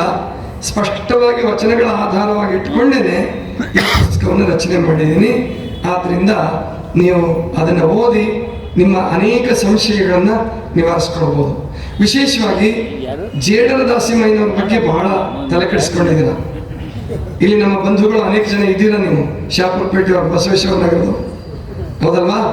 ಆದ್ದರಿಂದ ಬಂಧುಗಳೇ, ನಿಮಗೆ ನಿಖರವಾಗಿ ಸ್ಪಷ್ಟವಾಗಿ ಗೊತ್ತಿರಲಿ, ಜೇಡರ ದಾಸಿಮಯ್ಯ ಮತ್ತು ದೇವರ ದಾಸಿಮಯ್ಯ ಒಬ್ಬರೇ, ಇಬ್ಬರಲ್ಲ, ಒಬ್ಬರೇನೆ. ಇವರು ದೇವರ ದಾಸಿಮಯ್ಯನವರು ಅಂತ ಹೇಳಿ ಹಿಂದಕ್ಕೆ ತಗೊಂಡೋಗಿ ಅವರು 14 ಕೃತಿಗಳನ್ನು ಬರೆದರು ಅಂತ ಹೇಳಿ ಬರೆದಿದ್ದಾರಲ್ಲ, ಆ 14 ಸಂಸ್ಕೃತದ ಕೃತಿಗಳಾಗಲಿ ಹಳೆಗನ್ನಡದ ಕೃತಿಗಳಾಗಲಿ ಯಾವೂ ಸಿಕ್ಕಿಲ್ಲ. ಅದು ಕಲ್ಪಿತ ಶ್ಲೋಕವೇ ಹೊರತು ಅದು ದೇವರ ದಾಸಿಮಯ್ಯನವ್ರನ್ನ ಬೇರೆ ಮಾಡೋಕ್ಕೆ ಸಾಧ್ಯವಿಲ್ಲ. ಆಮೇಲೆ ದುಗ್ಗಳೆ ಅಮ್ಮನವರ ವಚನಗಳಲ್ಲಿ ಸ್ಪಷ್ಟವಾಗಿ ಬರುತ್ತೆ. ಬಸವಣ್ಣವರ ಹೆಸರು, ಚನ್ನಬಸವಣ್ಣವರ ಹೆಸರು, ಸಿದ್ದರಾಮೇಶ್ವರ ಹೆಸರು, ಎಲ್ಲರ ಹೆಸರು ಬರುತ್ತೆ, ಅಜಗಣ್ಣನವರ ಹೆಸರೆಲ್ಲ ಬರುತ್ತೆ. ಆಮೇಲೆ ಇನ್ನೊಂದೇನು, ಈ ಬಹಳ ಜನ ತಪ್ಪು ತಿಳ್ಕೊಳ್ಳೋದೇನು ಅಂದರೆ, ಅಪ್ಪನು ನಮ್ಮ ಮಾದಾರ ಚೆನ್ನಯ್ಯ, ಬೊಪ್ಪನು ನಮ್ಮ ಡೋಹರ ಕಕ್ಕಯ್ಯ, ಚಿಕ್ಕಯ್ಯ ನೆಮ್ಮಯ್ಯ ಕಾಳಿನಯ್ಯ ಅಂತ ಅಂದ್ಕೂಡ್ಲೆ ಇವರೆಲ್ಲ ದೊಡ್ಡವರಿರ್ಬೋದು ಬಸವಣ್ಣವ್ರಿಗಿಂತ. ನೋ, ಸಾಧ್ಯನೇ ಇಲ್ಲ. ಯಾಕೆಂದ್ರೆ ಈಗ ಒಬ್ಬ ತಾಯಿ ತನ್ನ ಮಗುವನ್ನು ಆಡಿಸುವಾಗ ಕರೆಯುವಾಗ ಅಪ್ಪಾಜಿ ಅಪ್ಪಾಜಿ ಅಂತ ಕರೀತಿರ್ತಾನೆ. ಅಪ್ಪಾಜಿ ಅಂತ ಕರೆದ್ಬಿಟ್ರೆ ಆ ಮಗು ಆ ತಾಯಿಗಿಂತ ಹಿರಿಯದಾಗ್ಬಿಡುತ್ತಾ? ಪ್ರೀತಿಯ ಕಣ್ಣಿಗೆ, ಆ ಮಾತೃ ದೃಷ್ಟಿಗೆ ಆ ಮಗು ಅಪ್ಪಾಜಿಯಾಗಿ ಕಾಣಿಸುತ್ತೆ, ಅಪ್ಪಾಜಿ ಅನ್ನಿಸ್ಕೊಳ್ಳುತ್ತೆ. ಹಾಗೆ ಬಸವಣ್ಣನವರ ಮಾತೃ ದೃಷ್ಟಿಗೆ ಮಾದಾರ ಚೆನ್ನಯ್ಯನ ಅಪ್ಪನಾಗಿ, ಅಜ್ಜನಾಗಿ ಕಂಡ್ರೆ ಹೊರತು ಮಾದಾರ ಚೆನ್ನಯ್ಯನವರು ಬಸವಣ್ಣವ್ರಿಗಿಂತ ಹಿಂದಿನವರಲ್ಲ. ಮತ್ತೆ ಈ ಕಾಯಿಲೆ ಎಲ್ಲಿಂದ ಶುರುವಾಯಿತು ಅಂದ್ರೆ ಹರಿಹರನಿಂದ ಶುರುವಾಯಿತು. ಹರಿಹರನಿಗೆ ಐತಿಹಾಸಿಕ ಪ್ರಜ್ಞೆ ಇರಲಿಲ್ಲ, ಸ್ಪಷ್ಟವಾಗಿ ಹೇಳ್ತೀನಿ ನಿಮಗೆ. ಮತ್ತು ಅವನಿಗೆ ಕೆಟ್ಟ ಉದ್ದೇಶದಿಂದ ಮಾಡಿಲ್ಲ ಅವನೇನು. ಆದ್ರೆ ಅವನಿಗೊಂದು ತಲೆಯಲ್ಲಿ ಏನಿತ್ತಪ್ಪ ಅಂದ್ರೆ, ಬಸವಣ್ಣನನ್ನ ಹೇಗಾದ್ರೂ ಮಾಡಿ ಕೈಲಾಸದಿಂದ ಕರ್ಕೊಂಡ್ಬರ್ಬೇಕು. ಅದಕ್ಕೆ ಬಸವಣ್ಣವ್ರನ್ನ, ಚನ್ನಬಸವಣ್ಣವ್ರನ್ನ, ಅಲ್ಲಮ ಪ್ರಭುದೇವ್ರನ್ನ, ಅಕ್ಕಮಹಾದೇವ್ರನ್ನ ಎಲ್ಲರನ್ನೂ ಕೈಲಾಸದಿಂದ ಕರ್ಕೊಂಡ್ಬರ್ತಾನೆ. ಬರೀ ಅಲ್ಲ, ಅಷ್ಟೇ ಅಲ್ಲ, ಶಾಪ ಕೊಟ್ಟೆ ಕರ್ಕೊಂಡ್ಬರ್ತಾನೆ, ಶಾಪ ಕೊಡಿಸಿ. ಅದಕ್ಕೆ ಶಾಪದ ಕವಿ ಅಂತಲೇ ಕರಿತೀವಿ ಅವನಿಗೆ. ರಗಳೆ ಕವಿ ಹೆಂಗೋ ಶಾಪದ ಕವಿ. ಅವನ ಛಂದಸ್ ಪ್ರಕಾರಕ್ಕೆ ರಗಳೆ ಅಂತ ಹೆಸರಿಟ್ಟ. ಲಿಂಗಾಯತ ಧರ್ಮದಲ್ಲಿ ರಗಳೆಯನ್ನೇ ಉಂಟು ಮಾಡಲ್ಲ, ಗೊತ್ತಾಯ್ತಲ್ವಾ? ಲಿಂಗಾಯತ ಧರ್ಮದಲ್ಲಿ ರಗಳೆಯನ್ನೇ ಉಂಟು ಮಾಡಲ್ಲ. ಅದು ಹೇಗೆ ಅನ್ನೋದನ್ನ ಈ ಪುಸ್ತಕ ಓದ್ರಿ ನಿಮಗೆ ಗೊತ್ತಾಗತ್ತೆ. ಈಗ ನಮ್ಮ ಧರ್ಮದಲ್ಲಿ ಅನೇಕ ರಗಳೆಗಳಿದಾವಲ್ಲ, ಈ ರಗಳೆಗಳಿಗೆ ಮೂಲ ಪುರುಷ ಹರಿಹರ. ಆದ್ರಿಂದ ಬಂಧುಗಳೇ, ಆ ರಗಳೆಗಳನ್ನೆಲ್ಲ ಪರಿಹರಿಸಿಕೊಂಡು ವಚನ ಸಾಹಿತ್ಯದ ಬೆನ್ನ ಹತ್ತಿ ವಚನ ಸಾಹಿತ್ಯವನ್ನು ಹೃದಯಕ್ಕೆ ಇಳಿಸ್ಕೊಳ್ಬೇಕು ಅನ್ನೋ ದೃಷ್ಟಿಯಿಂದ ಈ ಪುಸ್ತಕವನ್ನು ಬರೀತಾ ಇದ್ದೀನಿ. ವಚನ ಸಾಹಿತ್ಯದ ಐತಿಹಾಸಿಕ ವಿವೇಚನೆ 3ನೇ ಅಧ್ಯಾಯ. ವಚನ ಸಾಹಿತ್ಯದ ಆಮೇಲೆ ಈ ವಚನಾಂಕಿತದ ಐತಿಹಾಸಿಕ ಹೇಳುವಾಗ ವಿದೇಶಗಳಲ್ಲೂ ಕೂಡ ಇಂಗ್ಲಿಷ್, ಲ್ಯಾಟಿನ್, ಗ್ರೀಕ್, ಫ್ರೆಂಚ್ ಯಾವ ಭಾಷೆಗಳಲ್ಲೂ ಅಂಕಿತಗಳಿಲ್ಲ. ನಮ್ಮ ಶರಣರ ಅಂಕಿತಗಳನ್ನು ಶುರು ಮಾಡಿದ ಮೇಲೆ ಮುಂದೆ ಮರಾಠಿ ಸಂತರು ಬಂದರು, ಅವ್ರ ಅಂಕಿತಗಳನ್ನ ಇಟ್ಕೊಂಡ್ರು. ಆಮೇಲೆ ದಾಸರು ಬಂದರು, ಹಿಂದಿ ಕವಿಗಳು ಬಂದರು, ಕಬೀರ್, ತುಳಸಿ, ಆಮೇಲಿಂದ ರೆಹಮಾನ್ ಇವರೆಲ್ಲ ಏನು ಬಂದ್ರಲ್ಲ, ಮೀರಾಬಾಯಿ, ಇವರೆಲ್ಲ ಅಂಕಿತಗಳನ್ನ ಇಟ್ಕೊಂಡ್ರು. ಆಮೇಲೆ ನಮ್ಮ ದಾಸ ಸಾಹಿತ್ಯ ಬಂತು, ಅದರಲ್ಲಿ ಅಂಕಿತಗಳನ್ನ ಇಟ್ಕೊಂಡ್ರು. ಆಮೇಲೆ ವಾಗ್ಗೇಯಕಾರರು ಅಂತ ಬರ್ತಾರೆ, ಸಂಗೀತರು, ತ್ಯಾಗರಾಜರು, ಮುತ್ತುಸ್ವಾಮಿ ದೀಕ್ಷಿತರು, ಶ್ಯಾಮಶಾಸ್ತ್ರಿಗಳು, ಇವರೆಲ್ಲ ಅಂಕಿತಗಳನ್ನ ಇಟ್ಕೊಳ್ಳೋ ಸಂಪ್ರದಾಯ ತಂದರು. ಸೂರದಾಸರು ಇವರೆಲ್ಲ. ಹೀಗೆ ಅಂಕಿತಗಳ ಮೂಲ ನಮಗೆ ಸಿಗೋದು ಕಲ್ಯಾಣದಲ್ಲಿ. ಹೌದ್ರೆ ಹಾಗಾದ್ರೆ ಈ ಅಂಕಿತಗಳ ವಿಶೇಷತೆ ಏನು? ಇದನ್ನ ನಾನು 8 ಭಾಗವಾಗಿ ವಿಭಾಗಿಸಿದ್ದೇನೆ. ವಚನಾಂಕಿತಗಳನ್ನೇ 8 ಭಾಗವಾಗಿ ವಿಭಾಗಿಸಿದ್ದೀನಿ. 8 ಭಾಗ ಯಾವ್ಯಾವುದಪ್ಪ ಅಂದ್ರೆ, ಮೊದಲೇ ಗಮನ ಕೊಟ್ಟು ಕೇಳಿಸ್ಕೊಳ್ಳಿ. ಸ್ಥಾವರಲಿಂಗದಂತೆ ಅಥವಾ ಇಷ್ಟದೈವ ಸೂಚಕ ಅಥವಾ ಸ್ಥಾವರಲಿಂಗಗಳಂತೆ ತೋರುವ ವಚನಾಂಕಿತಗಳು. ತೋರುವ ಅಷ್ಟೇ, ಅವು ಇಷ್ಟದೈವ ಸೂಚಕವೂ ಅಲ್ಲ, ಸ್ಥಾವರಲಿಂಗ ಸೂಚಕವೂ ಅಲ್ಲ, ಹಾಗೆ ತೋರ್ತವೆ ನಿಮಗೆ ನೋಡಕ್ಕೆ. ಮತ್ತು ಆಳ ಕೇಳಿದೆ ಹೋದ್ರೆ ತೋರ್ತವೆ ಅಷ್ಟೇ. ಇವರ ಹಣೆಗೆ ಬಸವಣ್ಣವ್ರದ್ದೇ ತಗೊಳ್ಳೋಣ, ಯಾಕಂದ್ರೆ ಅದನ್ನ ತಿದ್ದುಪಡಿ ಮಾಡಿಬಿಟ್ಟಿದ್ರು, ಬಹಳ ಗೊಂದಲ ಉಂಟಾಯಿತು, ಲಿಂಗಾಯತ ಧರ್ಮಕ್ಕೆ ಬಹಳ ನುಕ್ಸಾನ್ ಆಯಿತು. ಅದ್ರದ್ದೇ ತಗೊಳ್ಳೋಣ. ಕೂಡಲ ಸಂಗಮ ದೇವ, ಇದು ಸ್ಥಾವರಲಿಂಗ ಸೂಚಕ ಅಲ್ವೇ ಅಲ್ಲ. ಯಾಕಲ್ಲ ಅಂತಂದ್ರೆ ನೀವಿವತ್ತಿಗೂ ಹೋಗ್ರಿ, ಆ ಕೂಡಲ ಸಂಗಮದಲ್ಲಿರ್ತಕ್ಕಂಥ ದೇವಸ್ಥಾನದಲ್ಲಿರೋ ಸ್ಥಾವರಲಿಂಗಕ್ಕೆ ಯಾರೂ ಕೂಡಲ ಸಂಗಮ ದೇವ ಅಂತ ಹೇಳಲ್ಲ. ಹೇಳ್ತಾರನ್ರಿ? ಹೇಳ್ತಾರ? ಕೂಡಲ ಸಂಗಮ ಹೋಗಿದ್ದೀರಲ್ಲ, ಆ ಗುಡಿಲಿರೋ ಸ್ಥಾವರಲಿಂಗಕ್ಕೆ ಏನಂತ ಕರೀತಾರೆ ಹೇಳಿ ನೋಡೋಣ? ಸಂಗಮನಾಥ ಅಂತಾರೆ, ಸಂಗಪ್ಪ ಅಂತಾರೆ, ಅಥವಾ ಸಂಗಮೇಶ್ವರ ಅಂತಾರೆ. ಸಂಗಮೇಶ್ವರ, ಸಂಗಮನಾಥ, ಸಂಗಪ್ಪ. ಆದರೆ ಕೂಡಲ ಸಂಗಮ ದೇವ ಅನ್ನೋದಿಲ್ಲ. ಮತ್ತೆ ಇನ್ನೊಂದು ವಿಚಿತ್ರ ಸತ್ಯ ನಿಮಗೆ ಗೊತ್ತಿದೆಯೋ ಗೊತ್ತಿಲ್ಲ, ಮೊದಲು ಆ ಊರಿಗೆ ಕೂಡಲ ಸಂಗಮ ಅಂತ ಹೆಸರೇ ಇರಲಿಲ್ಲ. ಎಲ್ಲಿ ತನಕ ಗೊತ್ತಾ? ಸ್ವಾತಂತ್ರ್ಯ ಬರೋವರೆಗೂ ಅದಕ್ಕೆ ಕಪ್ಪಡಿ ಸಂಗಮ, ಕಲ್ಪಡಿ ಸಂಗಮ, ಕಪ್ಪಡಿ ಸಂಗಮ ಅಂತಾನೆ ಕರಿತಿದ್ರು. ಈಗಲೂ ಹಳೆ ಜನ ಕಪ್ಪಡಿ ಕಪ್ಪಡಿ ಕಪ್ಪಡಿ ಅಂತಾನೆ ಕರೆಯೋದು. 90 ವರ್ಷದವ್ರು ಮಾತಾಡಿಸ್ರಿ, 80 ವರ್ಷದವ್ರು ಮಾತಾಡಿಸ್ರಿ, ಜಿ ಪಾಟೀಲ್ರು ನಿಮಗೆ ಪರಿಚಯ ಇರ್ತಾರೆ, ಹೋಗಿ ಮಾತಾಡಿಸ್ರಿ, ಅವ್ರು ಕಪ್ಪಡಿ ಅಂತಾನೆ ಕರೆಯೋದು. ಕಪ್ಪಡಿ ಸಂಗಮ ಅಂತಿದ್ರೆ ಹೊರತು ಕೂಡಲ ಸಂಗಮ ಅಂತ ಕರೀತಿರ್ಲಿಲ್ಲ. ಕೂಡಲ ಸಂಗಮ ದೇವ ಅದು ಬಸವಣ್ಣನವರ ಸೃಷ್ಟಿಯ ಪದವೇ ಹೊರತು ಮೊದಲು ಪ್ರಾಚೀನದಲ್ಲಿ ಇದ್ದ ಪದ ಅಲ್ಲ. ಅದು ಮಾತಾಜಿಯವರು ಒಂದು ಹಾಡು ಬರೆದಿದ್ದಾರೆ, ಬಾ ಭಕ್ತ ಶರಣಾಗು ಹೊಂದು ಬಸವನ ಒಲುಮೆ, ಈ ಬಸವ ಮಹಾಮನೆಯು ದಿವ್ಯ ಸ್ಫೂರ್ತಿಯ ಚಿಲುಮೆ ಅಂತ 85-86ರಲ್ಲಿ ಬರೆದಿದ್ದಾರೆ. ಅದರಲ್ಲಿ ಒಂದು ಮೊದಲನೇ ನುಡಿಲಿ ಒಂದು, ಎರಡನೇ ನುಡಿಲಿ ಒಂದು ಮಾತು ಹೇಳ್ತಾರೆ, ಬಹಳ ಅದ್ಭುತವಾದ ಮಾತು. ಕೂಡಲವು ಜೀವಾತ್ಮ, ಸಂಗಮವು ಪರಮಾತ್ಮ. ಗಮನ ಕೊಡಿ. ಕೂಡಲವು ಜೀವಾತ್ಮ, ಸಂಗಮವು ಪರಮಾತ್ಮ, ಕೂಡಲ ಸಂಗಮವು ಶಿವಜೀವನೈಕ್ಯವು, ಬಸವಗೀತೆಯ ಸಾರ ಇದುವೇ ಆಗಿಹುದು, ಪರಮಾತ್ಮ ಗುರಿಯೆಡೆಗೆ ಕರೆದೊಯ್ಯುತ್ತಿಹುದು. ಈ ಪದ್ಯ ಬರೆದಿದ್ದಾರೆ, ಅದು ಕ್ಯಾಸೆಟ್ಟು ಆಗಿದೆ, ಹಾಡಿಸಿದ್ದಾರೆ. BR ಛಾಯಾ ಅಥವಾ BR ಛಾಯನೇ ಹಾಡಿರ್ಬೇಕು, ಅದನ್ನ ತುಂಬಾ ಚೆನ್ನಾಗಿ ಹಾಡಿದ್ದಾರೆ. ಕೂಡಲ ಅನ್ನುವ ಶಬ್ದ ಜೀವಾತ್ಮ ಸೂಚಕ, ಸಂಗಮ ಅನ್ನುವಂಥದ್ದು ಪರಮಾತ್ಮ ಸೂಚಕ. ಇವೆರಡು ಶಿವಜೀವರ ಐಕ್ಯದ್ದು ಅನ್ನುವಂತಹ ಮಾತನ್ನು ಬರೆದಿದ್ದಾರೆ. ಇಷ್ಟಕ್ಕೆ ಮಾತಾಜಿ ನಿಲ್ಲಿಸಿದ್ರೆ ನಿಮ್ಮ ಲಿಂಗಾಯತ ಧರ್ಮದ ಇತಿಹಾಸವೇ ಬೇರೆ ಆಗ್ತಿತ್ತು. ಆಗ ಲಿಂಗದೇವ ಮಾಡೋ ಅಗತ್ಯ ಇರ್ತಿರ್ಲಿಲ್ಲ, ಬೇರೆನೇ ಆಗ್ತಿತ್ತು. ಇಷ್ಟು ಜನ ಇರ್ತಿರ್ಲಿಲ್ಲ ಈ ಮಠಕ್ಕೆ, ಇಷ್ಟು ಜನ ಇರ್ತಿರ್ಲಿಲ್ಲ, ಈ ಮಠ ಸಾಕಾಗ್ತಿರ್ಲಿಲ್ಲ, ಅಷ್ಟು ಜನ ಬರ್ತಿದ್ರು. ಮತ್ತು ಕೂಡಲ ಸಂಗಮದ ಶರಣ ಮೇಳಕ್ಕೆ ಆ ಜಾಗ ಸಾಕಾಗ್ತಿರ್ಲಿಲ್ಲ, ಅಷ್ಟು ಜನ ಬರ್ತಿದ್ರು. ಆದರೆ ನಡೀತು. ಅದು ಕೂಡ ದೇವರ ಇಚ್ಛೆನ ಏನೋ ಗೊತ್ತಿಲ್ಲ ನನಗೆ, ಇರ್ಬೋದು. ತೇನ ವಿನ ತೃಣಮಪಿ ನ ಚಲತಿ ಅಂತಾರೆ, ಅದೇನು ನಮಗೆ ಗೊತ್ತಿಲ್ಲ. ಅದು ಅವರಿಗೆ ಬಿಟ್ಟಿದ್ದು, ಬಸವಣ್ಣನಿಗೆ ಬಿಟ್ಟಿದ್ದು. ಆದರೆ ಕೂಡಲ ಸಂಗಮ ದೇವ ಅನ್ನುವಂಥದ್ದು ಸ್ಥಾವರಲಿಂಗ ಸೂಚಕ ಅಲ್ಲ, ಸ್ಥಾವರಲಿಂಗ ಸೂಚಕ ಅಲ್ಲ, ಇಷ್ಟ ದೈವವೂ ಅಲ್ಲ. ಅದು ಅವರು ಮೊದಲು ಪೂಜೆ ಮಾಡಿದ್ದಾರೆ, ಸಂಗಮೇಶ್ವರರನ್ನ, ಸ್ಥಾವರಲಿಂಗವನ್ನ ಮೊದಲು ಪೂಜೆ ಮಾಡಿದ್ದಾರೆ ಬಸವಣ್ಣವರು. ಆದರೆ ಅವರಿಗೆ ಗೊತ್ತಿತ್ತು ಇದು ದೈವಿ ಸೂಚಕ ಪರಮಾತ್ಮನ ಸೂಚಕ ಆಗೋದಿಲ್ಲ. ಎತ್ತೆತ್ತ ನೋಡಿದಡತ್ತತ್ತ ನೀನೇ ದೇವ ಅನ್ನೋದು ಇದಕ್ಕೆ ಹೇಳಕ್ ಬರಲ್ಲ. ಜಗದಗಲ ಮುಗಿಲಗಲ ಮಿಗಿಯಗಲ ನಿಮ್ಮಗಲ ಈ ಶಬ್ದವನ್ನ ಆ ಕಪ್ಪಡಿ ಸಂಗಮನಾಥಂಗೆ ಅನ್ವಯ ಮಾಡಕ್ ಬರ್ತಿರ್ಲಿಲ್ಲ. ಆದ್ರಿಂದ ಅವರು ಇಷ್ಟಲಿಂಗ ಸಂಶೋಧನೆ ಮಾಡಿದ್ರು, ವಿಶ್ವದ ಆಕಾರದಲ್ಲಿ ಇತ್ತು. ಇನ್ನೂ ಒಂದು ವಿಷಯ ಹೇಳ್ಬಿಡ್ತೀನಿ, ಯಾಕಂದ್ರೆ ಮುಂಡ್ರಿಗೆ ನಿಮಗೆ ಬಹಳ ಸಮೀಪ.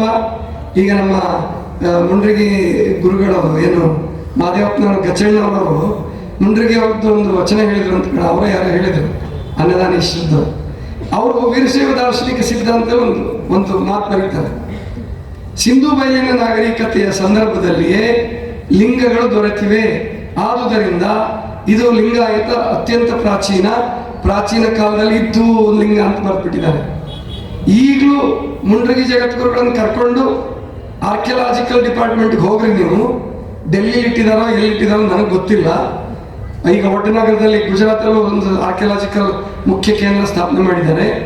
ಆ ಸಿಂಧು ಬಯಲಿನ ನಾಗರಿಕತೆಯಲ್ಲಿ ಸಿಕ್ಕಂಥ ಅವಶೇಷಗಳಲ್ಲಿ ಇಷ್ಟಲಿಂಗಗಳು ಸಿಕ್ಕಿದ್ರೆ, ಒಂದು ವೇಳೆ ಇಷ್ಟಲಿಂಗ ಕಪ್ಪು ಕಂತೆ ಉಳ್ಳಂತಹ ಇಷ್ಟಲಿಂಗಗಳು ಸಿಂಧು ಬಯಲಿನ ನಾಗರಿಕತೆಯಲ್ಲಿ ಸಿಕ್ಕಿದ್ರೆ ಈ ಪುಸ್ತಕವನ್ನ ನೀವು ಬ್ಯಾನ್ ಮಾಡೋದು ಬೇಡ, ಸರ್ಕಾರ ಬ್ಯಾನ್ ಮಾಡೋದು ಬೇಡ, ನಾನೇ ವಾಪಸ್ ತಗೊಳ್ತೀನಿ. ನೀವು ಯಾರು ಕೋರ್ಟ್ಗೆ ಹೋಗೋದು ಬೇಡ ನನ್ನ ವಿರುದ್ಧ, ಗೊತ್ತಾಯ್ತಲ್ವಾ? ಇಷ್ಟಲಿಂಗ ಬಸವಣ್ಣನವರಿಂದಲೇ ಕೊಡಲ್ಪಟ್ಟಂಥದ್ದು ಮತ್ತು ಬಸವಣ್ಣವರೇ ಮೊಟ್ಟ ಮೊದಲು ಇಷ್ಟಲಿಂಗ ಜನಕರು. ಮೊಟ್ಟ ಮೊದಲನೇ ಲಿಂಗಾಯತ ಮಹಿಳೆ ಅಕ್ಕನಾಗಮ್ಮನವರೇ, ಅದ್ರ ಬಗ್ಗೆನೂ ಬರೆದಿದ್ದೀನಿ, ಗೊತ್ತಾಯ್ತಲ್ವಾ? ಆದ್ರಿಂದ ಇಷ್ಟಲಿಂಗಗಳು ಬಸವಣ್ಣವ್ರ ಕಾಲದಿಂದಲೇ ಶುರುವಾಗಿದ್ದು, ಅದಕ್ಕೆ ಪ್ರಭುದೇವರ ಒಂದು ವಚನವನ್ನು ಸಾಕ್ಷಿಯಾಗಿ ಕೊಟ್ಟಿದ್ದೀನಿ ನಾನು. ಇಷ್ಟಲಿಂಗದ ಇತಿಹಾಸ ಮತ್ತು ಸ್ವರೂಪ ಅಂತ ಒಂದು ಅಧ್ಯಾಯ ಬರೆದಿದ್ದೀನಿ, 5ನೇ ಅಧ್ಯಾಯ ಅದು, ಇಷ್ಟಲಿಂಗದ ಇತಿಹಾಸ ಮತ್ತು ಸ್ವರೂಪ. ಅದರಲ್ಲಿ ಅಂಗದ ಕೈಯಲ್ಲಿ ಲಿಂಗ, ಮನದ ಕೈಯಲ್ಲಿ ನಿಸ್ಸಂಸಾರ, ಇದೆಂತಯ್ಯ? ಇದು ಕೃತಾಯುಗದಲ್ಲಾದ ಕರಸ್ಥಲವಲ್ಲ. ಪ್ರಭುದೇವ ವಚನ ಹೇಳ್ತಾ ಇದ್ದೀನಿ. ಇದು ಕೃತಾಯುಗದಲ್ಲಾದ ಕರಸ್ಥಲವಲ್ಲ, ಇದು ತ್ರೇತಾಯುಗದಲ್ಲಾದ ಕರಸ್ಥಲವಲ್ಲ, ಇದು ದ್ವಾಪರಯುಗದಲ್ಲಾದ ಕರಸ್ಥಲವಲ್ಲ. ಇದು ಕೆಳಗೇಳು ಲೋಕ ಮೇಲೇಳು ಲೋಕಗಳು ಇಲ್ಲದ ಅತ್ತತ್ತಲಿಂದಾದ ಕರಸ್ಥಲವಲ್ಲ. ಗುಹೇಶ್ವರನ ಶರಣ ಸಂಗನ ಬಸವಣ್ಣನ ಕರಸ್ಥಲದಲ್ಲಿ ತೊಳಗೆ ಬೆಳಗಿತು. ಹಲವು ವಚನ ಇದೆ, ಅದನ್ನ ಇಲ್ಲಿ ಸಾಕ್ಷಿಯಾಗಿಟ್ಕೊಂಡು ಇಷ್ಟಲಿಂಗ ಬಂದದ್ದು 12ನೇ ಶತಮಾನದಲ್ಲಿನೇ. ಮತ್ತು ಸಿದ್ದರಾಮೇಶ್ವರರು ಸ್ಪಷ್ಟವಾಗಿ ಹೇಳ್ತಾರೆ, ಇದು ಬಸವಣ್ಣನ ಧರ್ಮ. ಕಾಲಹರ ಕರುಣಿ ಬಸವ, ಕಾಲಹರ ಬಸವ, ನಿರ್ಮಳ ಬಸವ, ಶಿವಜ್ಞಾನಿ ಬಸವ, ನಿಮ್ಮ ಧರ್ಮವಯ್ಯ ಈ ಭಕ್ತಿಯ ಪಥವು. ನೋಡ್ರಿ, ನಿಮ್ಮ ಧರ್ಮವಯ್ಯ ಈ ಭಕ್ತಿಯ ಪಥವು, ಕರುಣಿ ಕಪಿಲ ಸಿದ್ಧ ಮಲ್ಲಿಕಾರ್ಜುನಯ್ಯ, ನಿಮ್ಮ ಹೆಸರಿಟ್ಟ ಗುರು ಬಸವಣ್ಣನಯ್ಯ. ಅಂದ್ರೆ ಲಿಂಗಾಯತ ಧರ್ಮ ಸ್ಥಾಪಕ ಬಸವಣ್ಣ, ಇಷ್ಟಲಿಂಗ ಸಂಶೋಧಕ ಅಥವಾ ಇಷ್ಟಲಿಂಗ ಜನಕ ಬಸವಣ್ಣ. ಇಂಥ ಮುಂಚೆ ಇಷ್ಟಲಿಂಗಗಳಿರಲಿಲ್ಲ. ಹಂಗೇನಾದರೂ ಪುರಾತತ್ವ ಇಲಾಖೆಯವರು ಉತ್ಖನನ ಮಾಡಿ ಎಲ್ಲಾದರೂ ಬೇರೆ ಉತ್ತರ ಭಾರತದಲ್ಲೋ ಅಥವಾ 12 ಜ್ಯೋತಿರ್ಲಿಂಗಗಳಿದಾವಲ್ಲ ಅಲ್ಲೂ ಉತ್ಖನನ ಮಾಡಲಿ, ಶ್ರೀಶೈಲದಲ್ಲೋ ಅಥವಾ ಉಜ್ಜಯಿನಿಯಲ್ಲೋ ಅಥವಾ ಸೌರಾಷ್ಟ್ರ ಸೋಮನಾಥನದಲ್ಲೋ ಎಲ್ಲರೂ ಉತ್ಖನನ ಮಾಡಿ ನಮ್ಗೆ ಇಷ್ಟಲಿಂಗ ತೆಗೆದುಕೊಡ್ಲಪ್ಪ, ಬಹಳ ಸಂತೋಷ ಪಡ್ತೀವಿ. ಗೊತ್ತಾಯ್ತಲ್ವಾ? ಉತ್ಖನನ ಮಾಡಿದ್ದು ಹರ್ಡೇಕರ್ ಮಂಜಪ್ಪನವ್ರ ಸಮಾಧಿ. ಮೊಟ್ಟ ಮೊದಲಿಗೆ ಹರ್ಡೇಕರ್ ಮಂಜಪ್ಪನವ್ರ ಆಲ್ಮಟ್ಟಿ ಡ್ಯಾಮ್ ಅದು ನೀವು ಸಂಪೂರ್ಣ ಮಾಡುವಾಗ ಅದ್ರ ಮುಳುಗಡೆ ಆಗ್ತಾ ಇತ್ತು. ಅದಕ್ಕೆ ಅಜ್ಜವ್ರೆ ಜಗದ್ಗುರುಗಳು ಸಿದ್ಧಲಿಂಗ ಅಜ್ಜರು ಹೋಗಿದ್ರು. ಆವಾಗ ಮಂಜಪ್ಪನವ್ರ ಲಿಂಗನೂ ಕೂಡ ನೋಡಿದ್ರು. ಅವರು ನೋಡಿ ತುಂಬಾ ಹೊಳಪಿತ್ತು. ಹೇಳಿದ್ರು, ಬಂದು ನಮ್ಮ ಹತ್ರ ಎಲ್ಲ ಅಸ್ಥಿ ಪಂಜರ ಇತ್ತು, ಅದನ್ನ ಬೇರೆ ಕಡೆ ಶಿಫ್ಟ್ ಮಾಡಿದ್ರು, ಅದನ್ನ ಅವ್ರ ಗದ್ಗೆಯನ್ನ, ಅವ್ರ ಸಮಾಧಿಯನ್ನ. ಅಂದ್ರೆ ಇಷ್ಟಲಿಂಗಗಳು ಬಸವಣ್ಣವ್ರಿಗಿಂತ ಮುಂಚೆ ಇರಲಿಲ್ಲ ಅಂತಕ್ಕಂಥದ್ದು. ಗೊತ್ತಾಯ್ತಲ್ವಾ? ಅದು ಇಷ್ಟಲಿಂಗದ ಇತಿಹಾಸ ಮತ್ತು ಸ್ವರೂಪ 5ನೇ ಅಧ್ಯಾಯ. ಇನ್ನೊಂದು ಮುಖ್ಯವಾದ ಅಧ್ಯಾಯ ಇದೆ, 4ನೇ ಅಧ್ಯಾಯ. 3ನೇ ಅಧ್ಯಾಯ ವಚನ ಸಾಹಿತ್ಯದ ಐತಿಹಾಸಿಕ ವಿವೇಚನೆ. ವಚನ ಸಾಹಿತ್ಯದ ಐತಿಹಾಸಿಕ ವಿವೇಚನೆ. ಯಾಕಂದ್ರೆ 8ನೇ ಶತಮಾನದವರು ಬೆಳ್ಕೊಂಡು ಹೋಗ್ಬಿಟ್ಟಿದ್ದಾರೆ ವಿದ್ವಾಂಸರುಗಳು. ಪಂಪನ ಕಾಲಕ್ಕೂ ವಚನ ಕಾಲ ಇರ್ಬೋದ್ರಿ ಅಂತಂದ್ರೆ ನೋ, ಸಾಧ್ಯನೇ ಇಲ್ಲ. ವಚನ ಸಾಹಿತ್ಯದ ಪರಿಕಲ್ಪನೆ ಹುಟ್ಟಿದ್ದೇ ಮಹಾಮನೆಯಲ್ಲಿ. ಈ ಛಂದಸ್ಸು ಛಂದೋರಹಿತವಾಗಿ ಬರೀಬೇಕು ಅಂತ ಹೇಳಿ, ಆದ್ರೆ ಕಾವ್ಯಾತ್ಮಕವಾಗಿ ದಿವ್ಯ ಕಾವ್ಯ ಇದು, ಬರೀ ಕಾವ್ಯ ಅಲ್ಲ, ಡಿವೈನ್ ಪೊಯೆಟ್ರಿ ಇದು. ಆದ್ರಿಂದ ಈ ದಿವ್ಯ ಕಾವ್ಯವನ್ನ ರಚನೆ ಮಾಡಿದವರು ಶರಣರು. ವಚನ ಸಾಹಿತ್ಯದ ಐತಿಹಾಸಿಕ ವಿವೇಚನೆ ಅದು ಒಂದು ಅಧ್ಯಾಯ ಇದೆ, 3ನೇದು.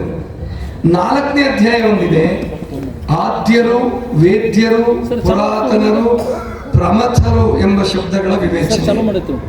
4ನೇ ಅಧ್ಯಾಯ ಇದು. 4ನೇ ಅಧ್ಯಾಯ ಓದಿ. 5ನೇದು ಇಷ್ಟಲಿಂಗದ್ದು. 6ನೇದು ಕಲ್ಯಾಣ, ಮಹಾಮನೆ, ಅನುಭವ ಮಂಟಪ, ಶರಣರು. ಇದ್ರ ಬಗ್ಗೆ ಬರ್ತಿದ್ದೀನಿ. ಕಲ್ಯಾಣ ಅಂದ್ರೆ ಏನು, ಕಲ್ಯಾಣದ ವ್ಯಾಪ್ತಿ ಏನು, ಕಲ್ಯಾಣದ ವ್ಯಾಪ್ತಿ ಹೀಗಿದೆ. ಬಸವ ಕಲ್ಯಾಣ ನೋಡ್ಬಿಟ್ಟು ನೀವೆಲ್ಲ ಈ ಮಟ್ಟಕ್ಕೆ ಇಳಿದ್ಬಿಟ್ಟಿದ್ದೀರ. ನಮ್ದು ಇಷ್ಟೇ, ನಮ್ದು ಇಷ್ಟೇ ಅಲ್ಲ. ಕಲ್ಯಾಣ ಒಂದ್ ಕಡೆ ಬಾಲ್ಕಿ, ಇನ್ನೊಂದು ಕಡೆ ಕಲಬುರ್ಗಿ ಕಡೆಯ ಬಾಗಿಲು. ಕಲ್ಯಾಣದ ಕಡೆಯ ಬಾಗಿಲು ಕಲಬುರ್ಗಿ, ಇನ್ನೊಂದು ಕಡೆ ಮಂಗಳವಾಡ. ಅಲ್ಲಿವರೆಗೂ ಹಬ್ಬಿತ್ತು. 12 ಯೋಜನ ಪರಿಪ್ರಮಾಣ ವಿಸ್ತೀರ್ಣದ ಕಲ್ಯಾಣ. ಚನ್ನಬಸವಣ್ಣ ವಚನ ಬರ್ತದೆ. 12 ಯೋಜನ. ಒಂದು ಯೋಜನ ಅಂದ್ರೆ ಎಷ್ಟು ಗೊತ್ತೇನ್ರಿ? ಯಾರಿಗಾರು ಗೊತ್ತಿದೆಯಾ? ಒಂದು ಯೋಜನ ಅಂದ್ರೆ ಎಷ್ಟು ವಿಸ್ತೀರ್ಣ? 6 ಮೈಲಿ. 6 ಮೈಲಿ ಅಂದ್ರೆ ಸುಮಾರು 10 ಕಿಲೋಮೀಟರ್ ಆಗುತ್ತೆ ಒಂದು ಯೋಜನ ಅಂದ್ರೆ. 12 ಯೋಜನ ಅಂದ್ರೆ 12 ಆಗಲಿ 72 ಮೈಲಿ.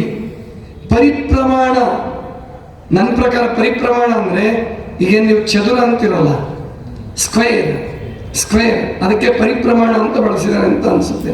ಪರಿವರ್ತನ, ಪರಿಸರ, ಗೊತ್ತಾಯ್ತಲ್ಲ, ಈ ಪರಿವ್ರಾಜಕ, ಸುತ್ತುವವನು ಅಂತ, ಎಲ್ಲ ಕಡೆ ಅಡ್ಡಾಡುವನು, ಒಂದು ಕಡೆ ಆಗಿಲ್ಲ ಪರಿವ್ರಾಜಕ ಅಂತ. ಹಿಂಗೆ 12 ಚದುರ ಅಂದ್ರೆ 72 ಚದುರ ಮೈಲಿ ನನ್ನ ಪ್ರಕಾರ ಕಲ್ಯಾಣ ವಿಸ್ತೀರ್ಣ. ಬಸವಣ್ಣನವರ ಮಹಾಮನೆ ಯೋಜನೆವರೆಯ ವಿಸ್ತೀರ್ಣದ ಮಹಾಮನೆ ಅಂತ ಬರೀತಾರೆ. ಅಂದ್ರೆ ಅರ್ಧ ಯೋಜನ, 3 ಮೈಲಿ. ಏನ್ರಿ ಇಷ್ಟು ದೊಡ್ಡ ಮಹಾಮನೆ ಕಟ್ಟಕ್ ಆಗ್ತಿತ್ತ? ಗೊತ್ತಿಲ್ಲಪ್ಪ, ಆಗ್ತಿತ್ತೋ ಬಿಡ್ತಿತ್ತೋ, ನೀವು ನಂಬ್ತಿರೋ ಬಿಡ್ತಿರೋ. ರಾಷ್ಟ್ರಪತಿ ಭವನ ಗೊತ್ತಲ್ಲ ನಿಮಗೆ? ಡೆಲ್ಲಿ ಅಲ್ಲ, ರಾಷ್ಟ್ರಪತಿ ಭವನದಲ್ಲಿ ಎಷ್ಟು ರೂಮ್ ಅದಾವ ಗೊತ್ತಾ ನಿಮ್ಗೆ? ಯಾಕಾದ್ರು ಎಷ್ಟು ರೂಮ್ ಇದಾವೆ ಗೊತ್ತಾ? 430 ರೂಮ್ ಇದಾವೆ, ಗೊತ್ತಾಯ್ತಾ? ಈಗ ರಾಷ್ಟ್ರಪತಿ ಭವನದಲ್ಲೇ 430 ರೂಮ್ ಇದಾವೆ ಅಂದ್ರೆ, ಅವತ್ತು ಪ್ರಧಾನಮಂತ್ರಿ ಅಂದ್ರೆ, ದಂಡನಾಯಕರು ಅಂದ್ರೆ ದೇವ್ರ ಸಮಾನ. ಅದರಲ್ಲೂ ಬಸವಣ್ಣ ಬೇರೆ ಪ್ರಧಾನಮಂತ್ರಿಗಳು ಹಂಗಲ್ಲ, ಪರಮಾತ್ಮನ ಅವತಾರ, ದ್ವಿತೀಯ ಶಂಭು ಅಂತ ಅನಿಸ್ಕೊಂಡಂತ, ದ್ವಿತೀಯ ಶಂಭು, ಗೊತ್ತಾಯ್ತಲ್ವಾ? ಅಂಥವ್ರು ಎಂಥ ಮಹಾಮನೆ ಕಟ್ಟಿರ್ಬೋದು. ಹಾಳಾಗಿದೆ ನಿಜ, 3 ತಿಂಗಳಲ್ಲೇ ಹಾಳಾಗಿದೆ. 3 ತಿಂಗಳಲ್ಲಿ ಎಲ್ಲದೂ ಹಾಳಾಗಲಿಲ್ಲ. ಮುಂದೆ ಮಲ್ಲಿಕಾಫರ್ ದಂಡಯಾತ್ರೆವರೆಗೂ ಚೆನ್ನಾಗಿತ್ತು ಇದ್ದಿದ್ರಲ್ಲಿ. ಮಲ್ಲಿಕಾಫರ್ ಅಂದ್ರೆ ಅಲ್ಲಾವುದ್ದೀನ್ ಖಿಲ್ಜಿಯ ದಂಡನಾಯಕ, ಅವನು ಕಲ್ಯಾಣದ ಮೇಲೆ ದಾಳಿ ಮಾಡಿದ್ದಾನೆ. ಬೇಲೂರು ಹಳೆಬೀಡು ಯಾರು ಹೊಡೆದಿದ್ದಾನಲ್ಲ, ಅವನು ಕಲ್ಯಾಣದ ಮೇಲೂ ಅದ್ರ ಮೇಲೆ ದಾಳಿ ಮಾಡಿ ಅದನ್ನು ನಾಶಪಡಿಸಿದ್ದಾನೆ. ಅಲ್ಲಿವರೆಗೆ ಕಲ್ಯಾಣ ಹೆಂಗಿತ್ತೋ ಗೊತ್ತಿಲ್ಲ. ಅದಕ್ಕೆ ಚನ್ನಬಸವಣ್ಣವ್ರ ವಚನ ನಾವು ನಂಬಬೇಕು. ಆದ್ರೆ ನನಗೆ ವಿಚಿತ್ರ ಅಂದ್ರೆ ಏನು ಅಂದ್ರೆ, ಅಲೆಕ್ಸಾಂಡರ್ನ ಸಾಧನೆಯನ್ನು ಇತಿಹಾಸಕರಿಗೆ ಬರೆದ್ರೆ ನಂಬುತ್ತೀರಾ ನೀವು? ಅಬ್ದುಲ್ ರಜಾಕ್ ಬರೆದಿದ್ದನ್ನು ಒಪ್ತೀರಾ? ಅಶೋಕನ ಶಾಸನಗಳನ್ನು ಒಪ್ತೀರಾ? ಚನ್ನಬಸವಣ್ಣವ್ರ ವಚನ ಮಾತ್ರ ಪ್ರಕ್ಷಿಪ್ತ ಅಂತಿರಲ್ಲ. ಎಂಥ ಬೌದ್ಧಿಕ ದಾಸ್ಯಕ್ಕೊಳಗಾಗಿದ್ದೀವಿ ನಾವು. ಆದ್ರಿಂದ ನಾವಿಲ್ಲಿ ತಿಳ್ಕೊಳ್ಬೇಕು, ಚನ್ನಬಸವಣ್ಣವ್ರ ವಚನನ ಮತ್ತು ವಚನ ಸಾಹಿತ್ಯ ಸಂಪುಟ, ಸಮಗ್ರ ವಚನ ಸಾಹಿತ್ಯ ಸಂಪುಟದಲ್ಲಿ ಇದೆ ಇದು ಈ ವಚನ, ಮತ್ತು ಶೂನ್ಯ ಸಂಪಾದನೆಯಲ್ಲಿ ಈ ವಚನ ಇದೆ. ಅದರ ಆಧಾರವಾಗಿ ನಾನು ಬರ್ದಿರೋದು, ಅದರ ಆಧಾರವಾಗಿ ಬರ್ದಿರೋದು. ನಾನೇನು ವಚನಗಳನ್ನಂತೂ ಸೃಷ್ಟಿ ಮಾಡೋ ಶಕ್ತಿ ನನಗಿಲ್ಲ, ಗೊತ್ತಾಯ್ತಲ್ವಾ? ಆದ್ದರಿಂದ ಅದು ಬಹಳ ಮುಖ್ಯವಾದಿದೆ. ಕಲ್ಯಾಣ, ಅನುಭವ ಮಂಟಪ, ಮಹಾಮನೆ, ಶರಣರು, ಆ ಅಧ್ಯಾಯವನ್ನು ಓದಿ. ಇನ್ನು 7ನೇ ಅಧ್ಯಾಯ ಯಾವುದಪ್ಪ ಅಂತಂದ್ರೆ, ವಚನಾಂಕಿತಗಳ 8 ವಿಭಾಗಗಳು. ವಚನಾಂಕಿತಗಳ 8 ವಿಭಾಗಗಳು. ಮೊದಲನೇದು ಹೇಳ್ತಿದ್ನಲ್ಲ, ಇಷ್ಟದೈವ ಸೂಚಕ ಅಥವಾ ಸ್ಥಾವರ ಲಿಂಗಗಳಂತೆ ತೋರುವ ವಚನಾಂಕಿತಗಳು, ಮೊದಲನೇ ಭಾಗ. 2ನೇ ವಿಭಾಗ ಗುರು ಮತ್ತು ಜಂಗಮರ ಮೇಲಿನ ಭಕ್ತಿಯಿಂದ ಅಥವಾ ಗೌರವದಿಂದ ಇಟ್ಟುಕೊಂಡಂತಹ ವಚನಾಂಕಿತಗಳು. ಉದಾಹರಣೆಗೆ ಯಾರಾದ್ರೂ ಒಬ್ರು ಏನಾದ್ರು ಹೇಳ್ಬೋದಾ? ಗುರು ಜಂಗಮರ, ಬಸವಪ್ರಿಯ ಚನ್ನಬಸವಣ್ಣ, ಬಸವಪ್ರಿಯ ಚನ್ನ ಸಂಗಮ ದೇವ, ಬಸವಪ್ರಿಯ ಚನ್ನ ಸಂಗಯ್ಯ, ಆಮೇಲೆ ರೇಕಣ್ಣ ಪ್ರಿಯ ನಾಗಿನಾಥ, ಮರಳು ಶಂಕರ ಪ್ರಿಯ ಸಿದ್ದರಾಮೇಶ್ವರ ಲಿಂಗ. ಇವೆಲ್ಲ ಗುರು ಮತ್ತು ಜಂಗಮರ ಮೇಲೆ ಇದ್ದಂಥ ಪ್ರೀತಿಯಿಂದ ಇಟ್ಟುಕೊಂಡಂತಹ. ಮೂರನೇದು ಪತಿ ಗೌರವ ಸೂಚಕ ವಚನಾಂಕಿತಗಳು. ಇದೆಲ್ಲರಿಗೂ ಗೊತ್ತಾಗ್ಬಿಡ್ತದೆ ನಮಗೆ. ಅದಕ್ಕೆ 2-3 ಉದಾಹರಣೆ ಹೇಳ್ಬಿಡ್ತೀರ ನೀವು.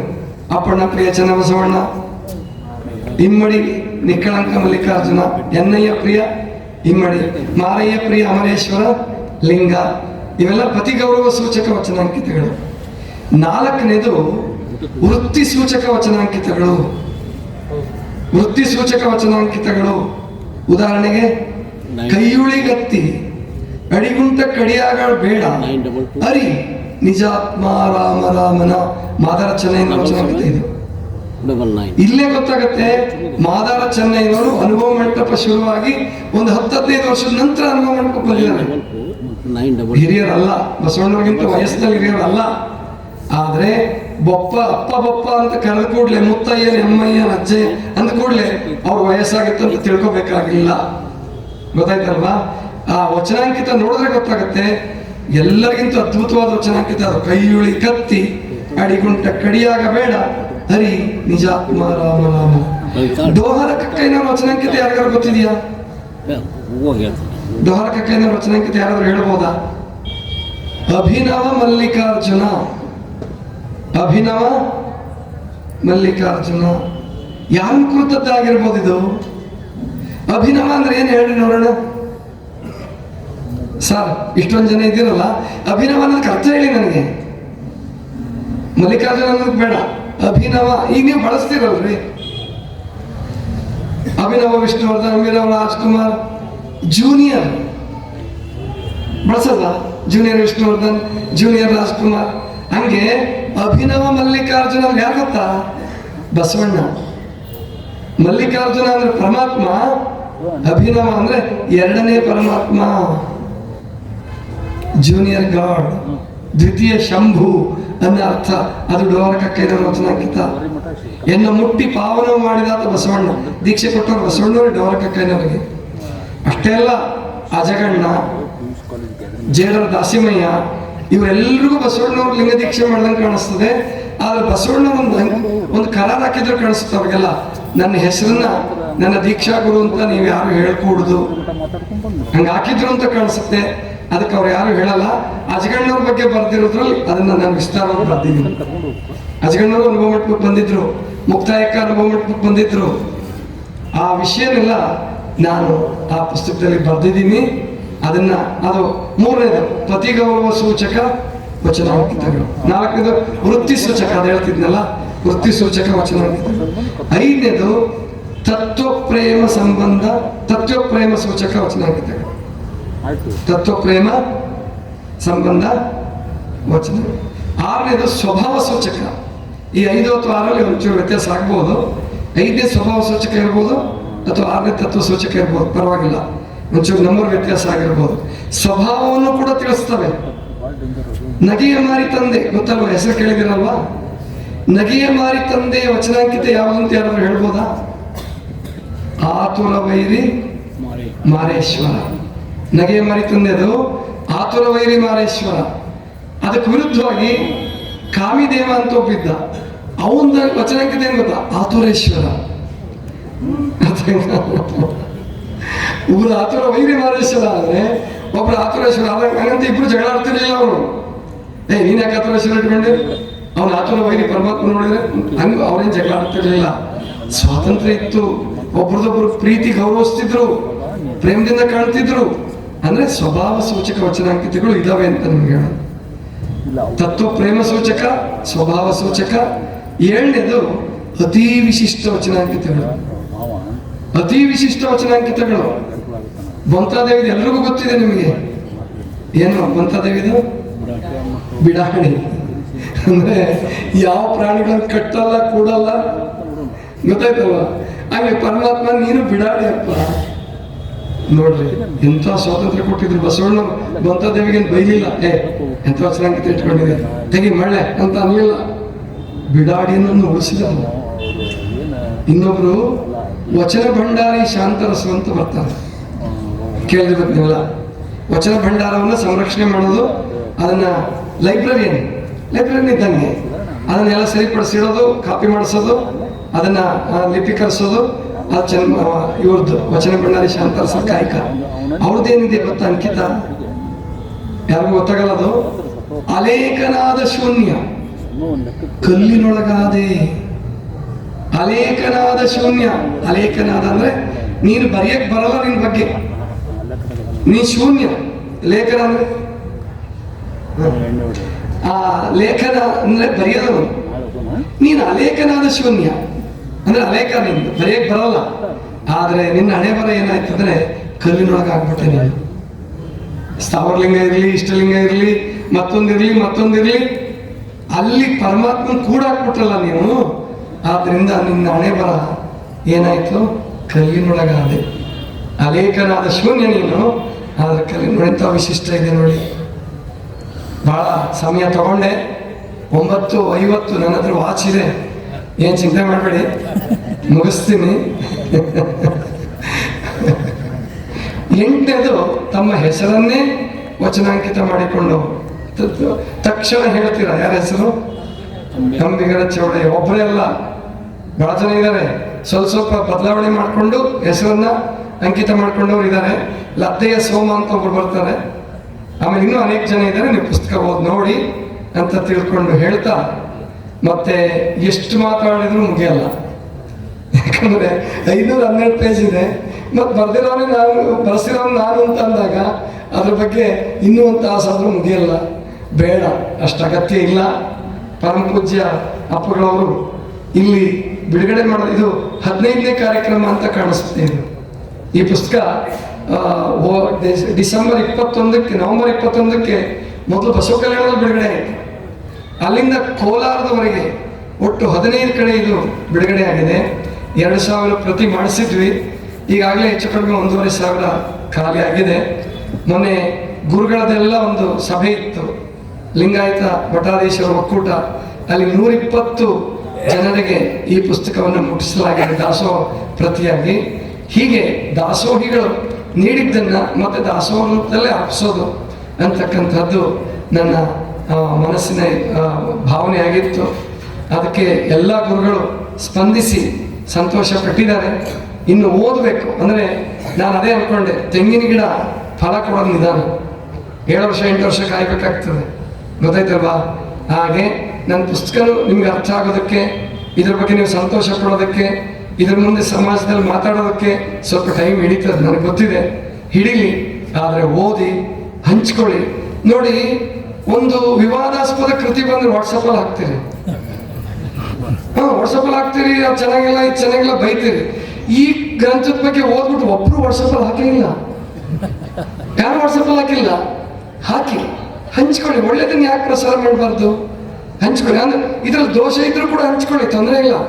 ನನ್ನ ಜೊತೆ ಅದರಲ್ಲಿ ನಂದು 2 ಫೋನ್ ನಂಬರ್ ನಂದೇ ಕೊಟ್ಟಿದ್ದೀನಿ, ನೀವು ಚರ್ಚೆ ಮಾಡ್ಬೋದು, ಹಂಚ್ಕೊಳ್ಬೋದು ಅಂತ ತಿಳ್ಕೊಂಡು ಹೇಳ್ತಾ, ಪರಮ ಪೂಜ್ಯ ಅಪ್ಪಗಳವರಿಗೆ ಮತ್ತು ಲಿಂಗಾಯತ ಪ್ರಗತಿಶೀಲ ಯುವಕ ಸಂಘದ ಎಲ್ಲ ಪದಾಧಿಕಾರಿಗಳಿಗೆ ಮತ್ತು ಇವತ್ತು ಭಾಗವಹಿಸಿದಂಥ ಎಲ್ಲರಿಗೂ ನಾನು ಹೆಚ್ಚು ಸಮಯ ತಗೊಂಡು ನೀವೆಲ್ಲ ಯಾರು ಬೇಜಾರು ಮಾಡಿಕೊಳ್ಳಾರ್ದೆ ನನಗೆ ಸಮಯ ಕೊಟ್ಟಿದ್ದೀರಾ. ನಿಮ್ಮ ಔದಾರ್ಯವನ್ನು ಇನ್ನೂ ನಾನು ಪರೀಕ್ಷೆ ಮಾಡಲಾರೆ. ಇಷ್ಟು ಸಾಕು. ಎಲ್ಲರಿಗೂ ನಾನು ಧನ್ಯವಾದಗಳನ್ನು ಹೇಳ್ತಾ, ಮತ್ತೆ ಯಾರಾದ್ರೂ ಹೆಸರು ಬಿಟ್ಟಿದ್ರೆ ನಿಮ್ಮ ಹೆಸರು ನನ್ನ ಮನಸ್ಸಿನಲ್ಲಿದೆ, ಬೇಜಾರು ನೋಡ್ಕೋಬೇಡಿ ಅಂತ ತಿಳ್ಕೊಂಡು ಹೇಳ್ತಾ ನನ್ನ ಮಾತುಗಳನ್ನು ಮುಗಿಸ್ತಾ ಇದ್ದೀನಿ. ಸರ್ವರಿಗೂ ಶಾಂತಿ.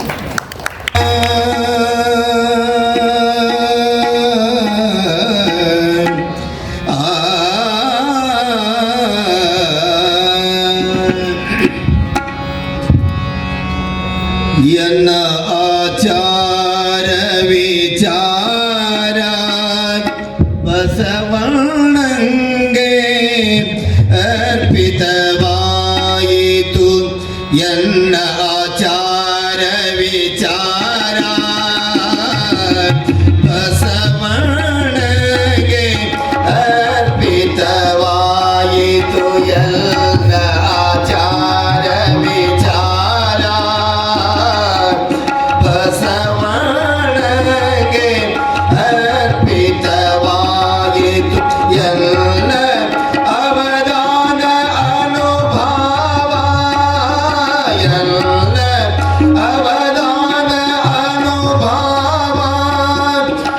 ಸ